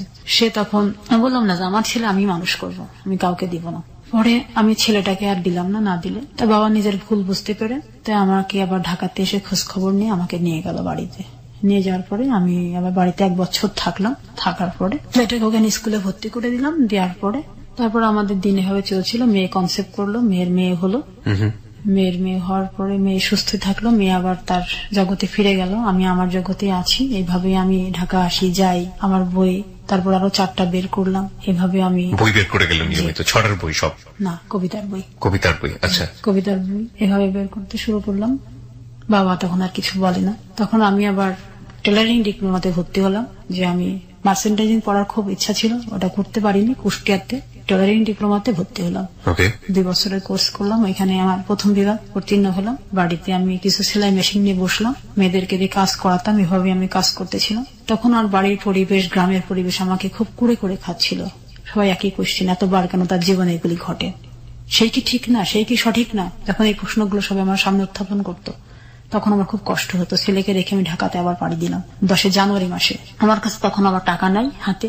এই পাড়ি দেওয়ার আর একটা অন্যতম কারণ ছিল, আমি গণশিক্ষাতে একটা চাকরি নিয়েছিলাম দুস্থ মেয়েদেরকে সেলাই প্রশিক্ষণ দেওয়ার জন্য। গণশিক্ষা থেকে একটা সার্কুলার হয়েছিল। তো আমি এই যখন চাকরিতে আমার পায়ে হেঁটে গ্রামে গ্রামে গিয়ে আমার মেয়েদেরকে শিক্ষা দিতে হতো। বাড়িতে বাড়িতে গিয়ে সেলাইয়ের উপর আমার প্রশিক্ষণ পিরিয়ড ছিল মাত্র 6 ঘন্টা। এটা আমার বাবা মেনে নিতে পারেনি। ওটাও মেনে নিতে পারেনি? না। আমার মেয়ে, সবাই বলবে যে ভাতের অভাবে সে মেয়েকে পাঠিয়েছে, এটা আমি শুনতে কারোর কাছে রাজি না। আমার বাবা এটা কথা ছিল। তারপর আমার বাবার কথার অবাধ্য হয়ে আমার এই সন্তানকে কেউ দেখবে না, আমার এই সন্তানকে আমি বুকে নিয়ে ছাতা মাথায় দিয়ে হেঁটে হেঁটে আমি আমার ওই শিশুকে নিয়ে আমি ক্লাস করিয়েছি মেয়েদেরকে। তারপরও আমি ছাড়িনি আমার যে, তারপরও আমি এটা সেই 2007 থেকে 2010 পর্যন্ত আমি এভাবে চালিয়েছি। 3 বছর। 3 বছর চালানোর পর আমি ঢাকা এসেছি। ছেলেকে রেখে আসলাম বাবা মায়ের কাছে। ঢাকাতে আসলাম, আসার পরে আমি ঢাকায় জীবনযাপন শুরু করলাম, যে আমি আর বাড়ি ফিরবো না। তারপরে আমার মেয়ে আবার আসলো, আসার পরে আমার ছেলেকে বাবার কাছে আমার অনুমতি ছাড়াই দিয়ে দিল। তখন আমি আরো বেশি কষ্ট পেলাম যে আমার ছেলে, সে আমার কাছে জানলো না, সে বাবার বাড়িতে যাওয়ার বেড়ানোর নাম করে যায়, বাবার কাছে দিয়ে চলে গেছে। পরে আমাকে ফোন করে বললো, আম্মু আমি আজকে কিন্তু দিয়ে এসছি, তুমি আর আজকে আনতে যাবে না, তোমার জীবন তোমার কাছে, আমাদের জীবন আমার কাছে, আমাদের কাছে। এটা আমার বড় মেয়ে বললো? হ্যাঁ, বড় মেয়ে বললো। সেদিন আমি ফোনে সিম চেঞ্জ করলাম। চেঞ্জ করার পরে সেই থেকে আমি 13 সাল পর্যন্ত আমি আমার ফ্যামিলির সাথে আমি কোনো যোগাযোগ রাখিনি আর। মানে সন্তান কারোর সাথে না। আমি খুব কষ্ট পেয়েছিলাম। কেন আমরা বলি মানুষ মূলত একা? তারপরে আমি 3.5 বছর আমি ঢাকাতে জীবনযাপন করেছি একা। ইচ্ছা করলে বিপদে যেতে পারতাম, খারাপ হয়ে যেতে পারতাম, কিন্তু আমি এগুলি কোনোটাই পছন্দ করি না। তারপর আমি একটা, যেহেতু ছোটবেলা থেকে দাবা খেলার ছিল, ক্রীড়া পরিষদে গেলাম, দাবাতে অংশগ্রহণ করলাম, আবার দাবা প্রতিযোগিতা শুরু করলাম, নতুন করে আবার দাবার জীবন শুরু করলাম। এখানে আমার রেটিং উঠলো, এখন 1500 রেটিং নিয়ে আমি এখন আছি দাঁড়িয়ে, রেটিং প্রাপ্ত একজন খেলোয়াড়। যে ফিডে বোর্ডে এখন আমার আইডি নাম্বার আছে একটা, গ্রীষে যে ফিদে বোর্ড আছে আমাদের, সেই বোর্ডে আমার আইডি আছে, আমার নাম আছে। বাংলাদেশ গেমসে 13 সালে আমি অংশগ্রহণ করেছি। এভাবে আমি খেলার জগৎগুলোতে এখন আমি এনজয় করি এবং খেলাধুলা করি এবং বই করছি। এর মাঝখানে একটা কথা বলা হয়নি, সেটা হচ্ছে আমি পেন্সিল স্কেচ করি, ছবি আঁকি। তো এগুলি আমার নিজস্ব একটা জগৎ। এই জগৎটা নিয়ে আমি এখন বর্তমানে দিন কাটাই। এভাবেই আপনার সময় চলে যায়? হ্যাঁ, সময় চলে যায় এভাবেই। যেহেতু আর মেয়েটাকে বিয়ে দিলাম, মেয়ে নিজের সংসার করছে। ছোট মেয়েটা 13 সালের জানুয়ারি মাসের বাবা হঠাৎ করে মারা গেল, এটা আমি জানতাম না। জানুয়ারি 25 তারিখে সে মারা গেছে। তারপর আমার ওই 2 ছেলে মেয়ে তখন একা, ওই বাড়িতে কে দেখবে, তার সৎ মা। তখন ওর বাবা যে আমার সন্তানদেরকে আমাদের বাড়িতে নিয়ে আসে। নিয়ে আসার পরে আমি তখনও তো আমার ফ্যামিলি ছাড়া কেউ জানে না আমি কোথায় আছি, ঢাকাতে আছি, এটা সবাই জানে। পরে আমার এক ফ্রেন্ড, আমরা একসাথে পড়তাম, ওরও বই বের করে ও বইমেলাতে এসেছিল, 14 বইমেলা, ফেব্রুয়ারি মাসের 27 তারিখ। ও আমাকে বললো যে তোর সন্তানের তো বাবা মারা গেছে, সন্তানরা খুব খারাপ অবস্থা, তুই বাড়ি যা। চাচা আমাকে বারবার বলেছে তুই বাড়ি যা। তখন আমি আবার বাড়িতে ফিরে গেলাম। ছেলে তো আমাকে পেয়ে, আম্মু তুমি আর কখনো আমাকে ফেলে যাবে না, আমি তোমাকে কোনোদিন ভুলতে পারিনি আম্মু। আমার যে দুটা মেয়ে। কত বছর পরে গেলেন? 3.5 বছর পরে। কোনো যোগাযোগ ছিল না? আমার এই ছেলে আমার দরদটা সবচেয়ে বেশি বোঝে। আমার যে মেয়েটা বোঝার কথা, আমার যে বড় মেয়েটা আমার যন্ত্রণাগুলি দেখেছে, সেই মেয়েটা কিন্তু বোঝে না। ছেলে এখনো সেই কুষ্টিয়াতে আছে? না, আমার মায়ের কাছে আছে, চুয়াডাঙ্গাতে। আপনি ঢাকাতে আছেন? আমি ঢাকাতে। এইরকম যাযাবর জীবন চলছে? যাযাবর জীবন চলছে। কটা বই বের হয়েছে আপনার এখন পর্যন্ত? আমার এখন পর্যন্ত 12টা বই বেরিয়েছে। আর আপনি দাবা নিয়ে কোন ধরনের কোন সংগঠনের সঙ্গে জড়িত আছেন? দাবার যে আমাদের যে দাবা ফেডারেশন আছে, ফেডারেশনের আমি একজন খেলোয়াড়, এই আর কি খেলোয়াড় হিসেবে আছি এবং খেলতেছি। আজকে তো আপনি যে স্টোরিটা বললেন, আপনার দাবা ফেডারেশনে তো অনেকেই জেনে যাবে আপনার লাইফের স্টোরি। সমস্যা নেই তাতে, পুরো দুনিয়ায় তো আপনাকে চিনবে আজকের এই ভিডিও দেখার পরে। কিছু বলার আছে তাদের জন্য, যে কারণে আজকে আপনি হলো 8920 তে আসলেন? আমি প্রত্যেক বাঙালি মা বোন ভাই দেখে শুধু সচেতন করতে এসেছি, এজন্য যেন কোনো মেয়ের যেন বাল্য বিবাহ না হয়। পরিবারে তো বাবারা আছেন? হ্যাঁ, বাবারাও আছেন। এবং আপনার বাবা আপনার প্রতি আচরণ করেছেন, এই সব বাবাদেরকে কিছু বলার আছে? প্রত্যেক বাবার একটাই মন্ত্র হওয়া উচিত যে একটা ছেলে যেভাবে আমি বড় করি, একটা মেয়েকেও সেভাবে বড় করতে হবে, কারণ মেয়েটা তো তার শরীরের একটা অংশ। আপনার জীবনে হয় না, আমরা মাঝে মাঝে চিন্তা করি যে যদি আমার জীবনটাকে নতুন করে আবার শুরু করতে পারতাম। আপনাকে যদি সুযোগ দেয়া হতো যে আজকে থেকে আপনি নিউবর্ন বেবি এবং আপনার জীবনের এই 38 বছরে যা যা পেয়েছেন তার মধ্যে কিছু কিছু জিনিস আপনি একেবারে ডিলিট করে ফেলতে চান, আপনার লাইফে যেটা পুনরাবৃত্তি যেন না হয়, তাহলে কোন কোন বিষয়, কোন কোন মানুষগুলোকে আপনি ডিলিট করে ফেলবেন আপনার জীবন থেকে? জীবন থেকে তো মানুষ কখনো ডিলিট করা যায় না, ডিলিট করতে হবে আমাদের সমস্যাগুলি, যে সমস্যাগুলি আমাদের সমাজে এখনো খুন পোকার মতো খেয়ে যাচ্ছে। এই সমস্যাকে আমরা পারবো না। তারপরও আমরা যারা সচেতন মানুষ আছি, যারা সচেতন ভাবে সমাজকে পরিপূর্ণভাবে বদলাতে চাই, তারা হয়তো কিছুটা হলেও পারবো। আসুন আমরা সবাই মিলে সেই মন্ত্র একসাথে এক কণ্ঠে গেয়ে যাই, যেন আর কোনো মেয়ে বাল্যবিবাহ না হয়। চমৎকার একটা উত্তর পেয়েছি শেষের দিকে। মানুষকে আসলে ডিলিট করা যায় না নিজের জীবন থেকে, মানুষ কোনো না কোনো ভাবেই প্রত্যেকটা মানুষের জীবনে থাকে, কিন্তু মানুষ যে আচরণটা নিয়ে ব্যক্তি জীবনে থাকে বা আরেকজনের উপর প্রভাব বিস্তার করে, সেই আচরণকে পরিবর্তন না করলে সামনে এগোনো খুব মুশকিল। দেখুন, একজন স্কুলের প্রধান শিক্ষক, তিনি বাতি জ্বালান, কিসের বাতি? জ্ঞানের বাতি। হাজার হাজার মনে তিনি জ্ঞানের বাতি জ্বালান। ওই শিক্ষক কারো কারো ব্যক্তি জীবনে আইডল, তিনি তার মেয়ের প্রতি সুবিচার করেননি। একজন শিক্ষকের কথা বাদ দিলাম, এবং একজন ধনাঢ্য ব্যক্তি যে 38 বছর বয়স বা 36 বছর বয়সে 13 বছরের একটা মেয়েকে বিয়ে করে নিয়ে গেলেন, দেশ বিদেশ ঘুরেছেন, ওই মানুষটা একটা মেয়ের প্রতি সুবিচার করেননি। আসুন আইনের কাছে, আইন সুবিচার করতে পারেননি কারণ আইনের কাছে সেভাবে প্রমাণ হাজির হয়নি। এই যে সমাজ, পরিবার, ব্যক্তি মানুষ সবকিছু মিলিয়ে একটা মেয়ে কিভাবে নির্যাতিত হয় এবং নির্যাতিত হওয়ার পর তার ভেতরের যে স্বপ্নগুলো ছোটবেলা থেকে লালন হয়, রবীন্দ্রনাথ পড়ে, শরৎচন্দ্র পড়ে, কখনো নজরুল পড়ে, হ্যাঁ, কখনো নিমাই ভট্টাচার্য পড়ে, খুব সুন্দর একটা স্বপ্ন লালিত হয় এবং তারপর প্রত্যেকটা জায়গায় গিয়ে সেই স্বপ্ন বাধাপ্রাপ্ত হয়। একসময় সেই স্বপ্ন নিজের পেটে ধরা সন্তানদের কাছেও মৃত হিসেবে ধরা দেয় এবং তারপর একটা মৃত মানুষের প্রতি মুহূর্তে বেঁচে থাকতে হয়। এটাই তো আমাদের আজকের যিনি অতিথি, তিনি সেটা হননি। তিনি প্রত্যেকটা মুহূর্তেই নিজেকে উতরে যাওয়ার চেষ্টা করেছেন, নিজের দাঁত ফেলে দিয়েছেন পড়াশোনার জন্য, নিজের নখ গেছে, শরীর গেছে, তারপরেও তিনি সেখান থেকে দমে যাননি। যেটুকু ভালো ছিল সেটুকু নিয়ে তিনি ঘুরে দাঁড়াবার চেষ্টা করেছেন। এখন যেমন ভাবে আছেন সেটা হচ্ছে তার খেলা, যেটা তিনি বলছিলেন, দাবা নিয়ে আছেন এবং তার যত সামান্য ইনকাম, এটা নিয়ে 38 বছর বয়সে সামনের দিকে এগিয়ে যাওয়ার চেষ্টা করছেন। আমরা আজকের এই জীবনের গল্প শুনে আমি শুধু লাস্টে একটা কথাই বলতে চাই, পৃথিবীর সকল বাবাকে, পরিবারকে, সমাজকে, নারীদেরকে মানুষ মনে করুন এবং পুরুষ হিসেবে না, তাদেরকে মানবিক অধিকারের জায়গাটাতে চিন্তা করুন। একটা নারী যা পারে তা কখনো কখনো পুরুষের চেয়েও অনেক বেশি। সুতরাং আপনার ব্যক্তিগত সামাজিক মর্যাদার জায়গা থেকে একজন মানুষের জীবনকে ক্ষুণ্ণ করা, একজন মানুষকে বঞ্চিত করা, শুধুমাত্র আপনি আপনার পরিবারের ক্ষেত্রে অন্যায় করছেন তা না, পুরো সমাজের প্রতি অন্যায় করছেন, এবং একটা সমাজের প্রতি অন্যায় করা মানে হচ্ছে আপনি একজন রাষ্ট্রের প্রতি অন্যায় করছেন। প্রিয় শ্রোতা, আমরা শেষ করছি আজকে